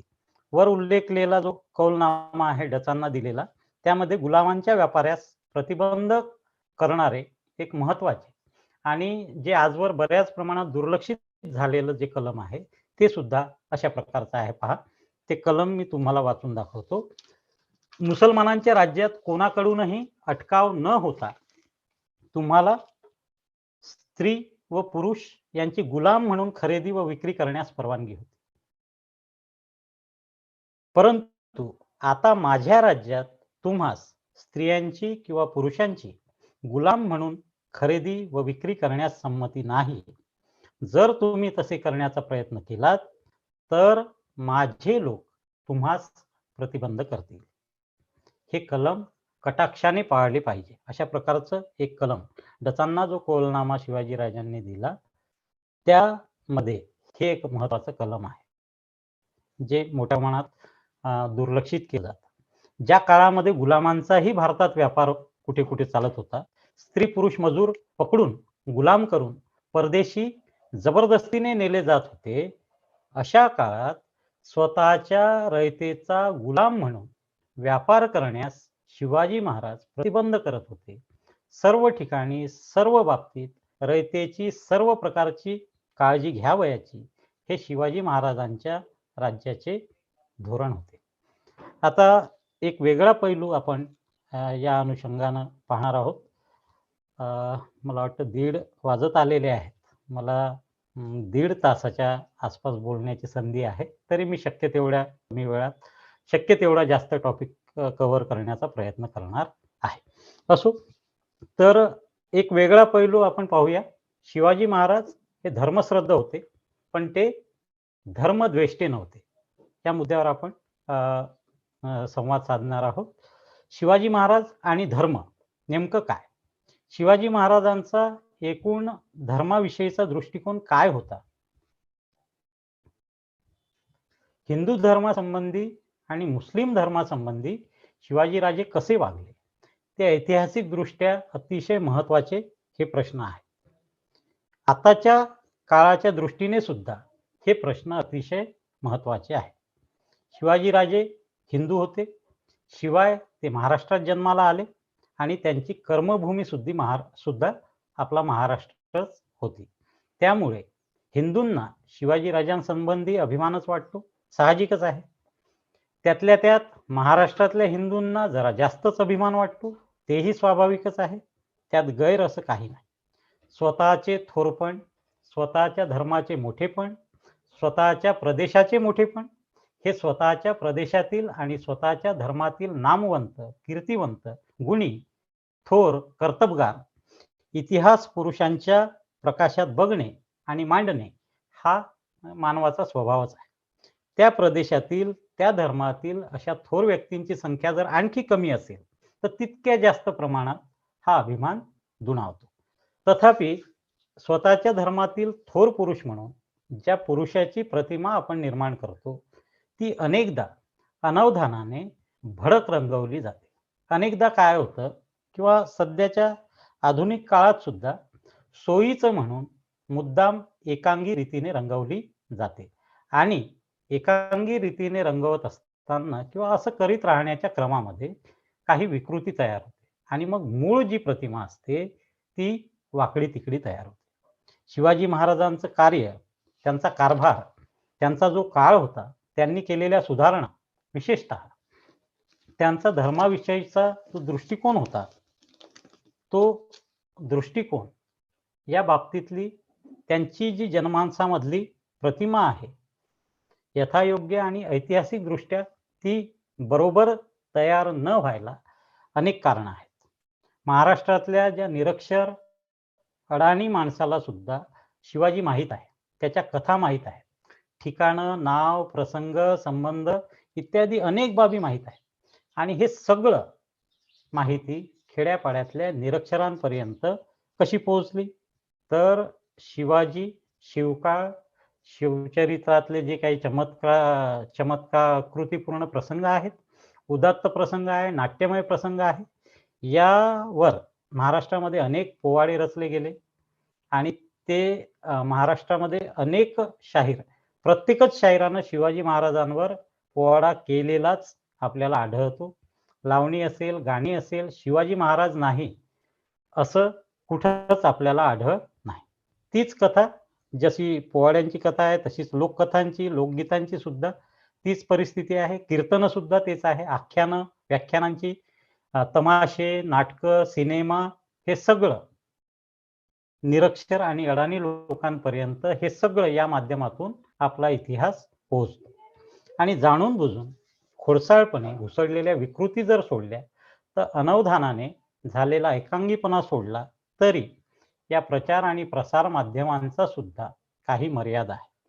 करमणूक करून घेण्याच्या मुख्य इराद्याने जो जनसमुदाय एका ठिकाणी एकत्र आलेला असतो, आता एकत्र आलेला जो जनसमुदाय आहे त्याचं अवधान टिकवून ठेवण्यासाठी काही चमत्कृती सांगितल्या नाही तर त्या लोकांचं अवधान कसं टिकून राहील?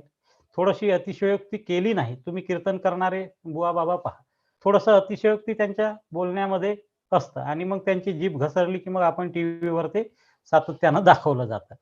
अलंकारिकता आणण्याच्या याच्यामध्ये म्हणा, की नुसते लढाईचं वर्णन, नुसतं सैन्याचे आकडे जर सांगितले, सनावळ्या सांगल्या, तर लोक काय ऐकत बसणार आहे? आणि म्हणून मग काय म्हणतो त्याला, थोडंसं अलंकारिकता आणण्याच्या याच्यामध्ये, अतिशयोक्ती करण्याच्या नादामध्ये, काही गोष्टी सांगण्याच्या नादामध्ये, करमणूक करण्याच्या नादामध्ये काही गोष्टींचा विपर्यास करून ते चरित्र गावोगावी पोहोचलेलं आपल्याला दिसतं. काय दिसतं, की शिवाजी हा मुसलमानांच्या विरुद्ध होता. त्याचे जीवित कार्य जे आहे ते मुसलमान धर्माचा प्रतिकार करणे हे होते. तो हिंदू धर्मरक्षक होता. हिंदू पदपातशाही होता. गो ब्राह्मण प्रतिपालक होता. अशा बऱ्याच प्रतिमा विस्तृत प्रमाणात आपल्याला महाराष्ट्राच्या जनतेमध्ये आहेत असं आपल्याला आढळतं. आणखी काही आहे, जे प्रसिद्ध कवी आहे भूषण, त्यांचं एक वाक्य आहे, शिवाजी न होता तो सुनता होती सक्की. हा दृष्टिकोनही त्या भूमिकेबद्दलचा त्या काळातला व्यक्त होतो. शिवाजीचे युद्ध हे धर्मयुद्ध होते. तो धर्मासाठी लढला म्हणूनच यशस्वी झाला. खरे म्हणजे तो परमेश्वराचा अवतारच होता. तो विष्णूचा किंवा शिवाचा अवतार होता. परमेश्वराने हा अवतार धारण केला. तो धर्मरक्षणाकरताच केला होता. भवानी मातेने शिवाजी राजांना जी तलवार दिली ती धर्मरक्षणाकरिताच दिली. अशा पद्धतीचा किंवा शिवाजी कार्याचा आधार, शिवाजी राजांच्या कार्याचा जो आधार आहे तो धर्म नसता तर शिवाजी यशस्वी होऊ शकला नसता. इत्यादी इत्यादी अनेक समज खूपच विस्तृत प्रमाणात जनमानसामध्ये मोठ्या प्रमाणात अस्तित्वात आहेत. आता ऐतिहासिक सत्याच्या आधारावर ही जी काही सर्व प्रमेय आहेत ती आपण नीट तपासून घ्यायला हवी. आपण हिंदू आहोत म्हणून किंवा ही प्रमेय खरी असणे आपणास आत्ताच्या सध्याच्या काळात सोयीचे होईल म्हणून ती तशीच आंधळ्या श्रद्धेने स्वीकारणे योग्य होणार नाही. किंवा उलट, याच्या उलट आपण म्हणूया की आपण मुस्लिम धर्माचे आहोत, हिंदूंचा द्वेष करायला मुसलमानांना शिकवणे ही आपली आजची गरज आहे. बरेच हिंदू शिवाजी महाराज की जय म्हणतात म्हणून आपणही तो हिंदू धर्माचा रक्षक आणि मुसलमान धर्माचा भक्षक होता असं काहीच तपासणी न करता मानूया. हा दृष्टिकोन सुद्धा म्हणजे हिंदूंच्या दृष्टीने सुद्धा आणि मुस्लिम धर्माच्या दृष्टीने सुद्धा हे दोनही दृष्टिकोन तितक्याच प्रमाणात चुकीचे आहेत. वस्तुस्थिती काय सांगते? शिवाजी महाराजांचा जर आपण वस्तुस्थिती दर्शक इतिहास आपण तपासायला गेलो तर ती काय सांगते? शिवाजी राजा हा हिंदू होता किंवा हिंदू धर्मरक्षक शिवाजी राजे होते म्हणून ते यशस्वी झाले असे जर आपल्याला म्हणायचे असेल तर मग राणा प्रताप, पृथ्वीराज चव्हाण हे का यशस्वी झाले नाहीत?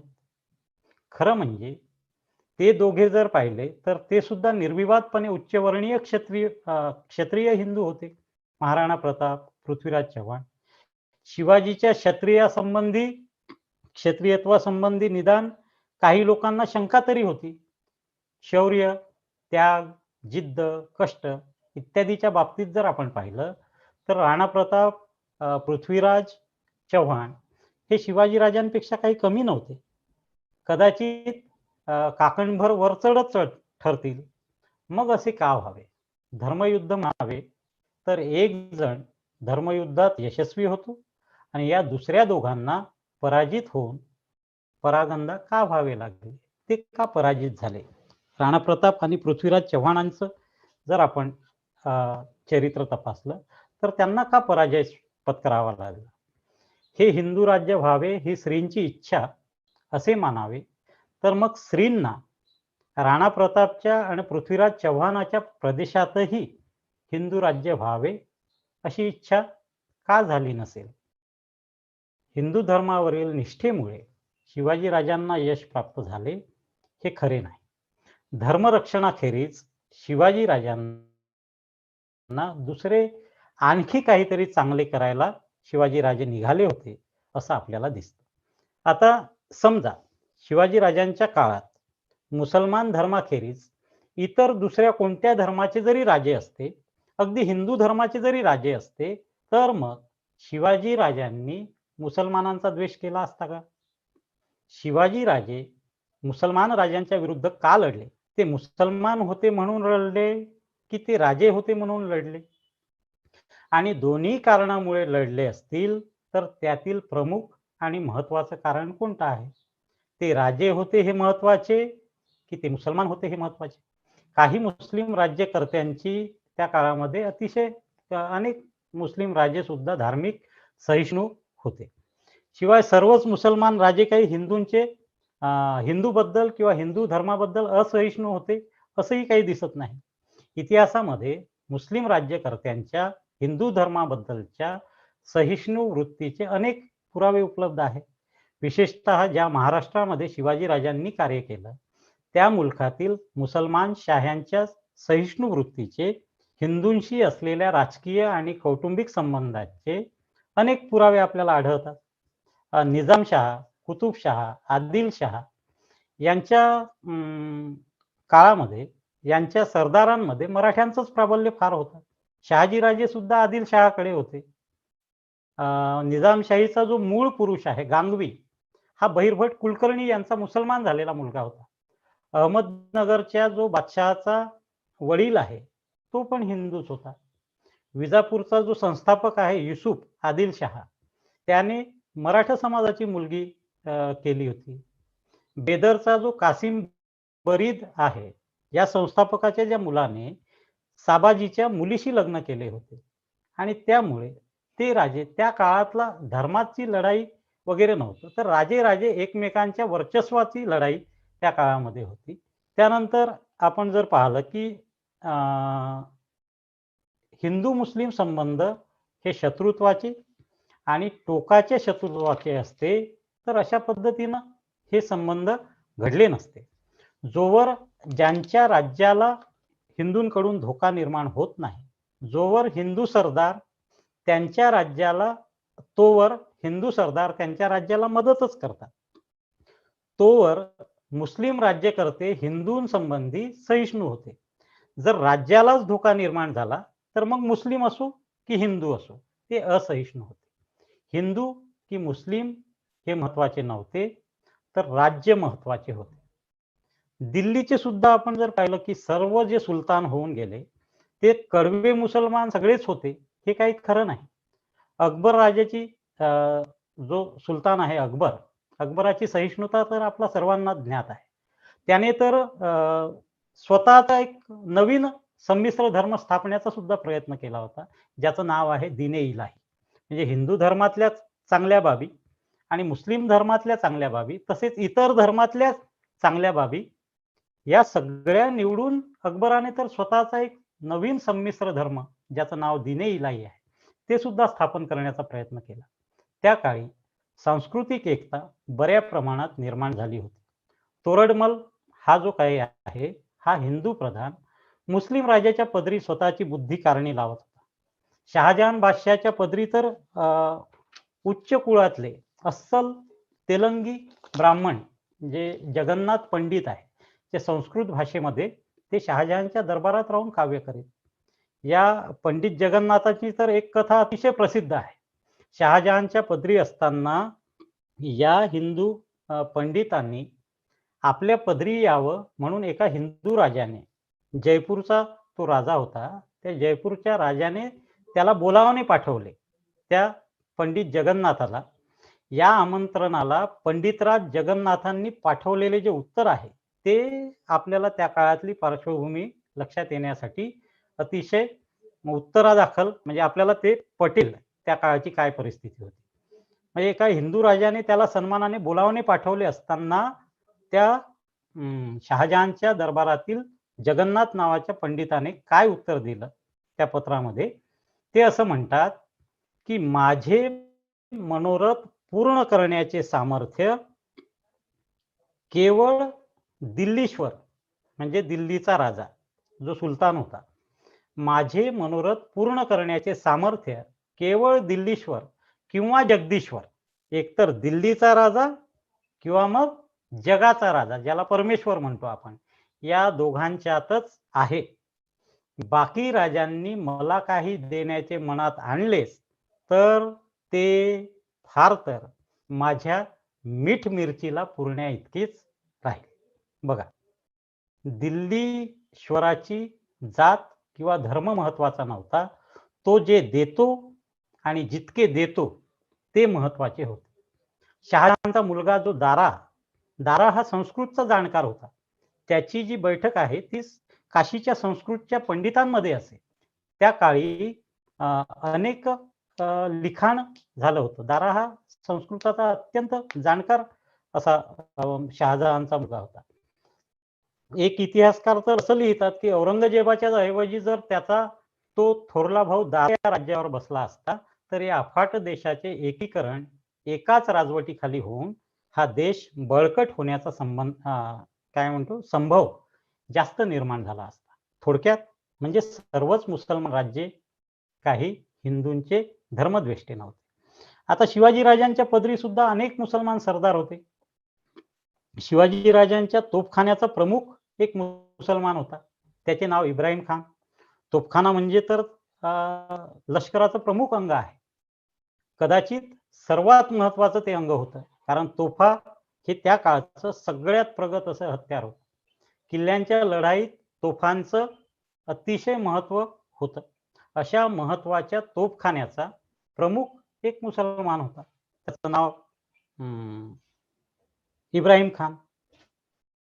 छत्रपती शिवाजी महाराजांच्या दूरदृष्टीचं उदाहरण म्हणून त्यांनी केलेली आरमाराची उभारणी हे सांगण्यात येते. ते बरोबरच आहे.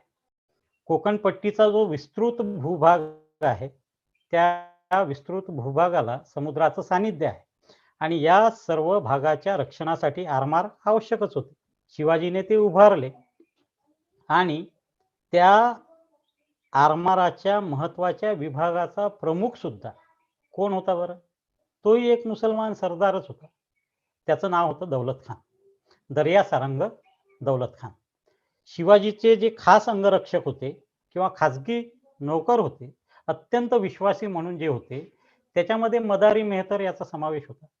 आग्र्याहून सुटकेच्या जो नाट्यमय प्रसंग आहे त्या प्रसंगामध्ये सुद्धा या विश्वासू मुस्लिम साथीदाराने शिवाजी राजांना काय म्हणून साथ दिली? जर शिवाजी राजे मुस्लिम द्वेष्टे असते तर असे घडले असते का? शिवाजी राजांच्या पदरी असे अनेक मुसलमान चाकर होते. त्यात काझी हैदर नावाचा एक होता. सालेरीच्या लढाईनंतर जेव्हा औरंगजेबाच्या दक्षिणेतील अधिकाऱ्यांनी शिवाजी राजांशी सौख्य जोडावं, शिवाजी राजांशी मैत्री जोडावी म्हणून एक हिंदू ब्राह्मण वकील पाठवला. बघा, कोणाच्या बाजूने? औरंगजेबाच्या बाजूने हिंदू ब्राह्मण वकील पाठवला. तेव्हा शिवाजीने उलट काझी हैदर याला मुघलांकडे पाठवलं. म्हणजे मुसलमानांचा वकील हिंदू आणि हिंदूंचा वकील मुसलमान. त्या काळातील समाजाची फाळणी हिंदू विरुद्ध मुसलमान अशी जर असती तर असे घडले नसते. सिद्दी हिलाल हा सुद्धा असाच, ज्याचा उल्लेख मगाच माझ्या तोंडून झाला, तो सुद्धा आणखी एक मुसलमान सरदार शिवाजी राजांच्या पदरी होता. आता हे नुसते सरदारच होते का? तर नाही. सरदारांच्या सोबत त्यांची माणसे सुद्धा, म्हणजे त्या धर्मातली लोक सुद्धा त्यांच्या सोबत होती. या हिंदू शिवाजीच्या बाजूने मुसलमान सिद्दी हिलाल आपल्या पुत्रासह मुसलमानांच्या विरोधात लढला. या लढ्याचं जे स्वरूप आहे, त्या लढायांचं जे स्वरूप आहे, ते निव्वळ हिंदू विरुद्ध मुसलमान असे असते तर असं घडलं असतं का? सिद्दी हिलाल आपल्या पुत्रासह मुसलमानांच्या विरोधात लढला असता का?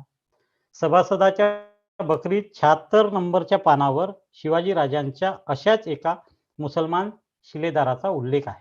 त्याचं नाव आहे शामा खान. राजवाड्यांच्या मराठ्यांच्या इतिहासाची जी साधना आहे ना, त्याच्यामध्ये सुद्धा नूर खान बेग याचा शिवाजीचा सरनोबत म्हणून उल्लेख आहे. हे सरदार एकटेच नव्हते, तर त्यांच्याकडे अनेक मुस्लिम शिपाई सुद्धा शिवाजीच्या चाकरीमध्ये चाकरी करत होते. पण या सर्वाहून एक अतिशय अस्सल असा पुरावा आहे.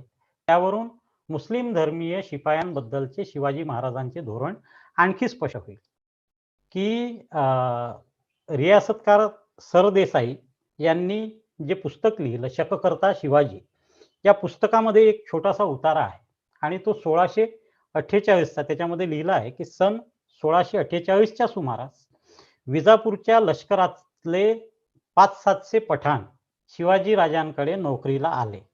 तेव्हा गोमाजी नाईक पानसंबळ याने शिवाजी राजांना सल्ला दिला. तो फार चांगला म्हणून शिवाजी राजांनी स्वतः मान्य केला व तेच पुढे धोरण ठेवले आणि त्या सैन्याला शिवाजी राजांनी आपल्या सैन्यात ठेवून घेतलं. हे लोक आले आहेत, त्यांना विनमुख होऊन जाऊ देऊ नका. आपण फक्त एकाच धर्माच्या लोकांचा जर संग्रह केला तर हे राज्य आपल्याला, हे जी आपली इच्छा आहे स्वराज्य निर्माण करण्याची, ते राज्य स्थापन करण्याची इच्छा आपली त्याला आडकाठी येईल. ज्यास राज्य करणे त्याने 18 जाती 4 वर्ण यास आपापल्या धर्माप्रमाणे चालवून त्याचा संग्रह करून ठेवावे, अशा पद्धतीचा उल्लेख त्या शककर्ता शिवाजीमध्ये आहे. आणि म्हणून मग शिवाजीच्या सैन्यामध्ये सगळ्या जाती धर्माची लोक आपल्याला दिसतात. मावळे हा जो शब्द आहे तो सगळ्या जाती धर्मातल्या लोकांसाठी वापरला गेलेला आपल्याला दिसून येतो. यानंतर शिवाजी राजांनी सैन्यात मुस्लिमांना सुद्धा सामावून घेतले आणि स्वराज्य स्थापनेच्या कामी त्याचा अतिशय मोठा उपयोग झाला. त्यानंतर आपण धर्माचा प्रश्न हा काही मुख्य नव्हता. मुख्य प्रश्न कोणता होता तर राज्याचा प्रश्न होता. धर्म मुख्य नव्हता, राज्य मुख्य होते. धर्मनिष्ठा मुख्य नव्हती, राज्यनिष्ठा आणि स्वामीनिष्ठा ही त्या काळी मुख्य होती. ज्याप्रमाणे शिवाजीच्या पदरी मुसलमान सरदार आणि सैन्य होतं, त्याचप्रमाणे मुसलमान राजांच्या शहनशहांच्या पदरी सुद्धा अगणित मराठे आणि हिंदू सरदार होते. त्याची यादी तर खूप मोठी आहे. आपण त्याच्या तेवढ्या खोलात जाण्याची काही गरज नाही. आपल्याला ते असंच लक्षात येऊ शकतं की अकबराच्या दरबारामध्ये 22.5% हिंदू सरदारांचं प्रमाण होतं. शहाजहानच्या काळामध्ये 22.4% होतं. अगदी औरंगजेबाच्या पदरी सुरुवातीला जे मनसबदार होते त्याचं प्रमाण 21.6%. म्हणजे औरंगजेबाचे ज्याबद्दल जे काही आहे ते तर जास्त कट्टर होते असं मानलं जातं. पण सुरुवातीला जे हिंदू मनसबदारांचे प्रमाण 21.6% होतं, पुढच्या काळामध्ये ते 31.6% झालं. औरंगजेबानेच राजा जसवंत सिंग या हिंदू राजपुताला दक्षिणेचा सुभेदार नेमलं होतं. याच औरंगजेबाचा जो पहिला प्रधान आहे रघुनाथ दास, हा सुद्धा हिंदू होता. तो स्वतः राजपूत असताना राजपुतांच्या विरुद्ध लढला. राणा प्रताप सिंगांच्या सैन्याचा जो एक सेनापती हकीम खान नूर हा मुस्लिम होता. पानिपतच्या लढाईत पेशव्यांच्या तोफखान्याचा प्रमुख इब्राहिम खान गारदी हा मुस्लिम होता. जे हिंदू मुस्लिम राजाच्या पदरी इमाने इतबारे चाकरी करीत होते आणि धन्याशी इमान राखून हिंदू विरुद्ध सुद्धा लढत होते, त्यांना त्या काळी आताच्या सारखं कोणी धर्मबुडवे किंवा धर्मद्वेष्टे किंवा मुस्लिम धार्मिकीने म्हणत नव्हते. धर्मनिष्ठेपेक्षा त्या काळामध्ये स्वामीनिष्ठेला जास्त मान्यता होती. आपण जर आणखी याच्यामध्ये जर गेलो तर देवळांची लूट मोडतोड हा जो प्रकार आहे, तर आपल्याला असं लक्षात येईल की मी आताही थोड्या वेळा आधी सांगितलं की लुटीचा उद्देश मुख्य असायचा आणि त्या काळामध्ये देवळामध्ये मोठ्या प्रमाणात संपत्ती होती आणि मग मुस्लिमांच्या स्वारीमध्ये जास्त लूट मिळाली पाहिजे, कारण सैनिकांना त्यातूनच पगार मिळत असे. जास्त लूट, जास्त पैसा, अशी त्या काळातली भावना होती. आणि मग जी काही देवळे आहेत ना, दरेकोपारीमध्ये किंवा डोंगर माथ्यावर किंवा ज्या कठीण ठिकाणी आहे, दुर्गम ठिकाणी जी देवळं आहेत ना, त्या ठिकाणी हल्ले झालेले आपल्याला दिसत नाही. त्या देवळांच्या पाठीला हे आक्रमक सैन्य जात नसे. हे आक्रमक सैन्य जे त्यांनी देवळे फोडली, लुटली, हे सत्य आहे, परंतु ते पूर्ण सत्य नाही. ते अर्ध सत्य आहे. अरब, तुर्क, अफगाण इत्यादी जे सैन्य आहे त्यांना मी तुम्हाला सांगितलं त्याप्रमाणे त्यांना काही पगार मिळत नसे, नियमित पगार मिळत नसे. जी लूट आहे त्या लुटीतल्या हिश्श्यातून त्यांचा पगार होत असे आणि म्हणून हिंदूंच्या मंदिरात खूप संपत्ती असे. आक्रमक सैन्य ही संपत्ती लुटत असे आणि लुटताना मग देवळे पाडीत आणि संपत्ती वाटून घेत. लुटीची संपत्ती मुख्य होती, धर्म दुय्यम होता. मुख्य हेतू साध्य करायला आवश्यक म्हणून देवळे पाडली जात. याच लुटीतला मोठा हिस्सा राजाकडे जात असे आणि त्यांच्या राजाच्या उत्पन्नाचं ते एक महत्वाचं साधन होतं. त्या काळातील जी देवळे आहेत ती देवळेही काही धर्म केंद्रे नव्हती, ती संपत्तीची केंद्रे होती, मानाची केंद्रे होती, सत्तेची सुद्धा केंद्रे होती. देवळे लुटण्याचा आणखी एक फायदा होता. आम्ही काफरांची देवळे फोडतो, त्यांचा धर्म बुडवतो असे सांगून आपल्या लुटीला त्या आक्रमक मुस्लिम सैन्याकडून त्या लुटीला मुलामा चढवला जाईल. धर्मांध मुल्ला मौलवींच्या आणि त्यांच्या मार्फत एकूण मुस्लिम समाजाचा पाठिंबा मिळवायला त्यांना ते सोपे जाईल. काय म्हणतो की स्वतःची दुष्कृत्य लपवायला त्यांना धर्माचा उपयोग करून घेता येत असे. पण अशाही वेळेला शिवाय फक्त मुस्लिम राजेच देवळे लुटीत होते असेही नाही. हिंदू राजे सुद्धा संपत्तीसाठी देवळे लुटीत होते.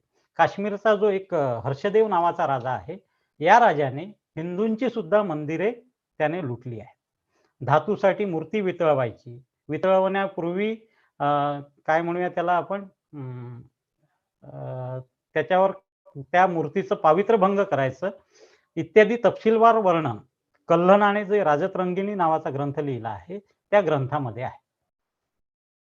आणि अशा प्रकारे देवाच्या मूर्तीची विटंबना केली म्हणून त्या काळी कुठलेही दंगे झाल्याची नोंद मात्र आपल्याला आढळत नाही. ज्याची उत्पन्नाची जी खाती होती त्यात त्याने देवोत्पादन हे खातेच उघडले होते. देवापासून मिळणारं उत्पादन हेही एक खातं होतं.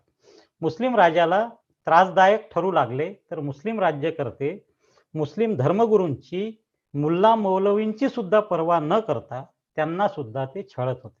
अशा पद्धतीचं हे सगळं आहे. तात्पर्य काय होतं तर त्या काळातल्या राज्यकर्त्यांच्या दृष्टीनं राज्य महत्वाचं होतं, धर्म तितका महत्वाचा नव्हता.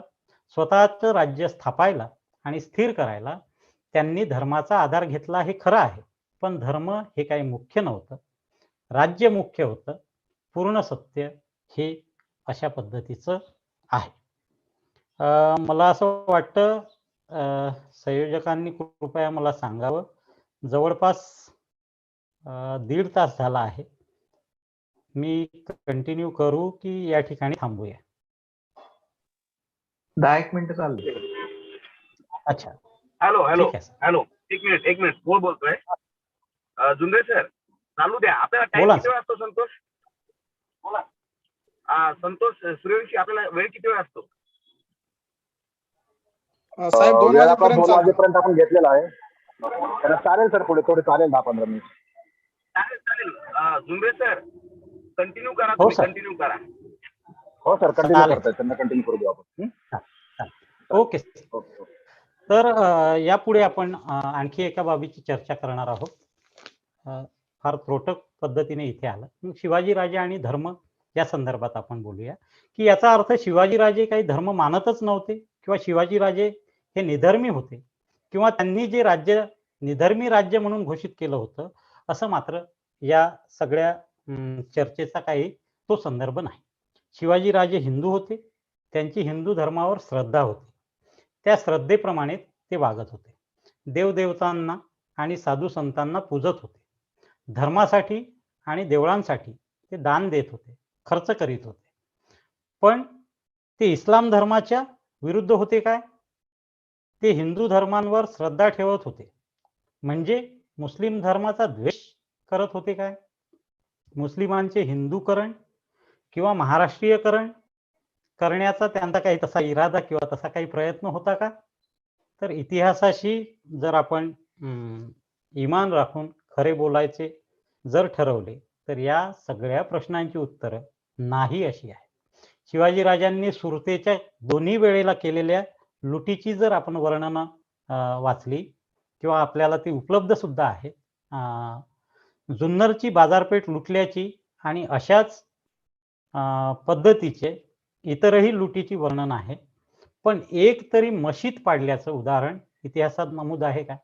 निदान मुळात मंदिर असलेली पण मुसलमानांनी मशिदीत रूपांतर केले अशी तरी मशीद पाडून तिथं पुन्हा मंदिर बांधल्याची शिवाजीराजांच्या काळात काही नोंद आहे का? मुळीच नाही. या उलट मशिदींना दान आणि इनामे दिल्याच्या मात्र नोंदी आपल्याला आढळतील. त्या नोंदी मात्र आहेत. सभासदांनी जी बखर लिहिली आहे, सभासदाच्या बखरीत ते आपल्याला पाहायला मिळेल. मुलखात देवदेवस्थाने जागोजागी होती, त्यास दिवाबत्ती, नैवेद्य, अभिषेक स्थान पाहून यथायोग्य चालविले. मुसलमानांचे पीर, मशिदी त्यांचे दिवाबत्ती, नैवेद्य स्थान पाहून चालवले. अशा प्रकारचा सभासदाच्या बखरीमध्ये उल्लेख आहे. त्याचबरोबर शिवाजीराजांनी सैनिकांकरिता असा सक्त नियम केला होता की सैनिक ज्या ज्या ठिकाणी लूट करण्यास जातील तेथे तेथे त्यांनी मशिदीस, कुराण ग्रंथास अथवा कोणत्याही स्त्रीस, तोशीस अगर कुठल्याही प्रकारचा त्रास देता कामा नये. जर एखादा कुराणाचा ग्रंथ हाती आला तर त्याबद्दल पूज्यभाव ठेवून तो आपल्या मुसलमान सैनिकाच्या, नोकराच्या स्वाधीन ते करीत असे. केव्हाही हिंदू किंवा मुस्लिम स्त्रिया हाती सापडल्यास त्यांचे रक्षण करण्यास कोणी जवळ नसल्यास त्यांचे नातलग किंवा त्यांची सुटका करण्यास येईपर्यंत शिवाजीराजे स्वतः तिची काळजी करीत असे. मुस्लिम धर्माविरुद्ध स्वतःची मते लोकमान्य करण्याकरिता जे कोणी शिवाजीराजांचा वापर करीत असतील किंवा करतील त्यांना हे वरील जे काही ऐतिहासिक बाबींचे जे आहे त्या ऐतिहासिक पुराव्यांचा जाब द्यावा लागेल. त्यांचा मुस्लिम धर्मद्वेष कुठे खपत असेल तर त्यांनी तो स्वतःच्या नावाने खपवावा, परंतु त्यांच्या विचारावर, त्यांच्या मालावर शिवाजीराजांचा शिक्का मात्र मारून खपवू नये. तो माल शिवाजीराजांचा, तो विचार शिवाजीराजांचा म्हणून खपवू नये.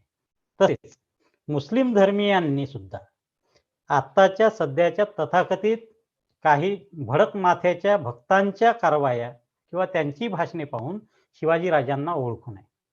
शिवाजीराजांचा इतिहास पाहावा. शिवाजीराजांनी मुस्लिम धर्मासंबंधीचा शिवाजीराजांचा जो दृष्टिकोन आहे तो समजावून घ्यावा आणि मग काय ते ठरवावे. हे दोनही धर्मातल्या लोकांनी शिवाजीराजांचा खरा इतिहास, वस्तुनिष्ठ इतिहास समजून घ्यावा. शिवाजीराजे स्वतः हिंदू होते, धर्मश्रद्ध होते, परंतु राजा म्हणून त्यांनी स्वतःच्या राज्यातील प्रजेत कधीही धर्मावरून भेद केला नाही. हिंदूंना एक वागणूक आणि मुस्लिमांना दुसरी वागणूक असं त्यांनी कधीही केलं नाही. मुसलमानांना ते वेगळ्या धर्माचे म्हणून पक्षपातीपणाने वागवले नाही. ही बाब जशी हिंदूंनी लक्षात घ्यावी तशीच ती मुस्लिमांनी सुद्धा लक्षात घेण्याची बाब आहे. मुसलमान धर्मात अकबरासारखे परधर्म सहिष्णू राजे होऊन गेले, तसेच औरंगजेबासारखे हिंदूंवर जिझिया कर लादून एकांगी पक्षपात करणारेही होऊन गेले. औरंगजेबाने धर्मांध मुल्ला मौलवींच्या सांगण्यावरून या आपल्या महाराष्ट्रातल्या जनतेवर जिझिया कर बसवला. इतर धर्मियांवर, मुस्लिम धर्माचे लोक सोडून इतर धर्मियांवर किंवा हिंदूंवर म्हणूया सरळ, जिझिया कर बसवला. त्या कराच्या विरुद्ध उठाव झाला. त्या सुमारास शिवाजी महाराजांनी, स्वतः शिवाजी महाराजांनी औरंगजेबाला फारसी भाषेत एक पत्र लिहिले आहे. त्या पत्रातील मजकुरावरून स्वधर्माकडे व परधर्माकडे कसे पाहावे या संबंधीचा जो दृष्टिकोन आहे तो अगदी खुलासेवार आपल्या सर्वांच्या समोर स्पष्ट होतो. काय होतं त्या पत्रामध्ये लिहिलेलं, म्हणजे हे एवढं पत्र जरी आपण समजून घेतलं ना तरी आपल्याला शिवाजी राजांचा धार्मिक दृष्टिकोन आपल्या सर्वांना तो अगदी स्पष्टपणे लक्षात येईल. आपल्या पत्रामध्ये शिवाजी राजे लिहितात की औरंगजेबाने गरीब व निराधार प्रजेकडून जिझिया कर वसूल करण्याचे जे धोरण स्वीकारले आहे ते मुघल राजसत्तेच्या मूळ सिद्धांताच्या विरुद्ध आहे. औरंगजेबाचे पणजे अकबर बादशहा यांनी 52 वर्ष राज्य केले. त्या काळात सर्वांना न्यायाने वागवले. त्यामुळे त्यांना जनतेने जगतगुरु अशी पदवी दिली. त्याचेच धोरण पुढे जहांगीर व शहाजहान या बादशहांनी चालवले. त्यांच्या या धोरणामुळे त्यांची जगभर प्रसिद्धी झाली. हे बादशहा सहज जिझिया कर वसूल करू शकले असते, पण त्यांनी तसे केले नाही. त्यामुळे त्यांना दिगंत कीर्ती आणि पैसा सुद्धा मिळाला, प्रेम सुद्धा मिळालं जनतेचं. त्यांचे राज्य वाढत राहिले. पण औरंगजेबाच्या राज्यात मात्र हिंदू व मुसलमान शिपाई दुःखी आहेत. धान्याचे भाव वाढले आहेत. अशात गरीब ब्राह्मण, जोगी, बैरागी, जैन साधू व संन्यासी यांच्याकडून जिझिया कर घेणे फारशी पुरुषार्थाची बाब नाही. त्यामुळे खरे पाहिले असता मुघल वंशाचीच शान जाणार आहे. शिवाजी राजांनी लिहिलेलं पत्र आहे. शिवाजी राजे पुढे लिहितात, कुराण धर्मग्रंथ ही प्रत्यक्ष ईश्वराची वाणी आहे. ते अस्मानी किताब आहे. त्यात ईश्वरास जगाचा ईश्वर म्हटले आहे, मुसलमानांचा ईश्वर असे म्हटलेले नाही. कारण हिंदू व मुसलमान या जाती ईश्वरापाशी एक रंग आहेत. मुसलमान लोक मशिदीत बांग देतात, ती भगवंताची स्तुतीच होय, आणि हिंदू लोकही देवळात घंटा वाजवून ईश्वराची स्तुतीच करतात. म्हणून जाती धर्मावर जुलूम करणे भगवंताशी वैरत्व करणे होय. कारण शास्त्र व न्याय या दोनही दृष्टीने विचार केला तर जिझिया कर हे गैर आहे. आणि म्हणून शिवाजी राजांनी औरंगजेबास असे लिहिले आहे की त्याने विवेकास फाटा देऊ नये. बघा, शिवाजी राजे औरंगजेबाला पत्रातून म्हणतात त्याने विवेकास फाटा देऊ नये. यापूर्वी गुजरातच्या सुलतानाने असाच विवेकास फाटा दिला होता, पण त्याचा परिणाम चांगला झाला नाही. त्याप्रमाणे बादशहाचं होईल. कारण कोणताही ज्वालाग्राही पदार्थ अग्नीच्या सानिध्यात नष्ट होतो. कोणताही ज्वालाग्राही पदार्थ अग्नीच्या सानिध्यात नष्ट होतो. त्याचप्रमाणे कोणतेही राज्य प्रजेच्या असंतोषात भस्म होते. मनुष्यास विनाकारण उपद्रव केला असता निर्माण होणारा द्रोहाग्नी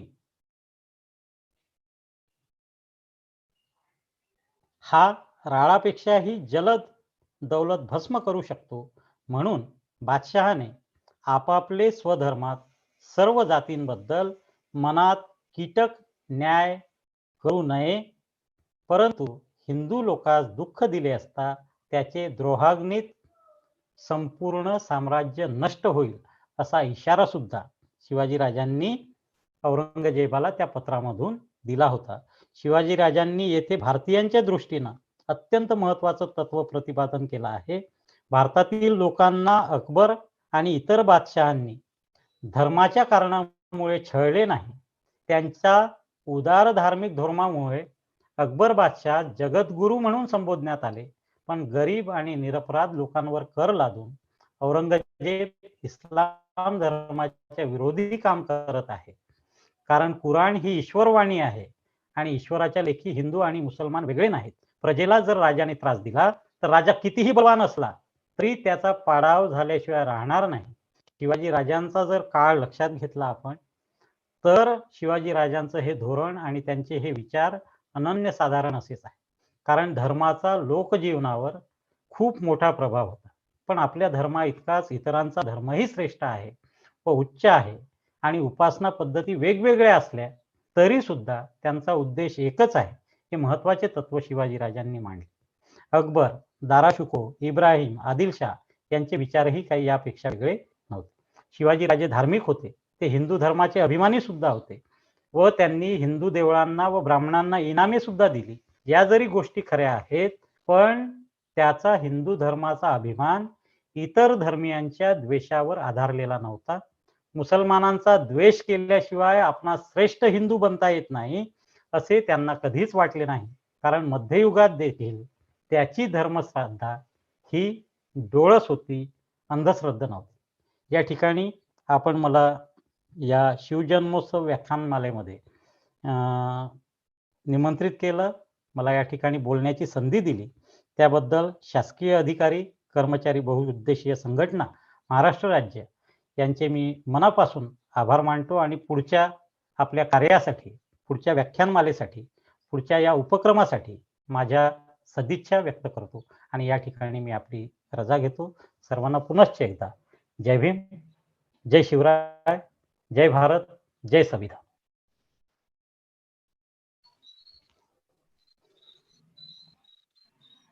धन्यवाद सर. शासकीय अधिकारी व कर्मचारी, बहुउद्देशीय संघटना, महाराष्ट्र राज्य यांनी आयोजित केलेला शिवजन्मोत्सव व्याख्यानमाला 2022 दिनांक 19 जानेवारी ते 19 फेब्रुवारी आयोजित व्याख्यान क्रमांक 7 विषय होता छत्रपती शिवराय हे कोण होते.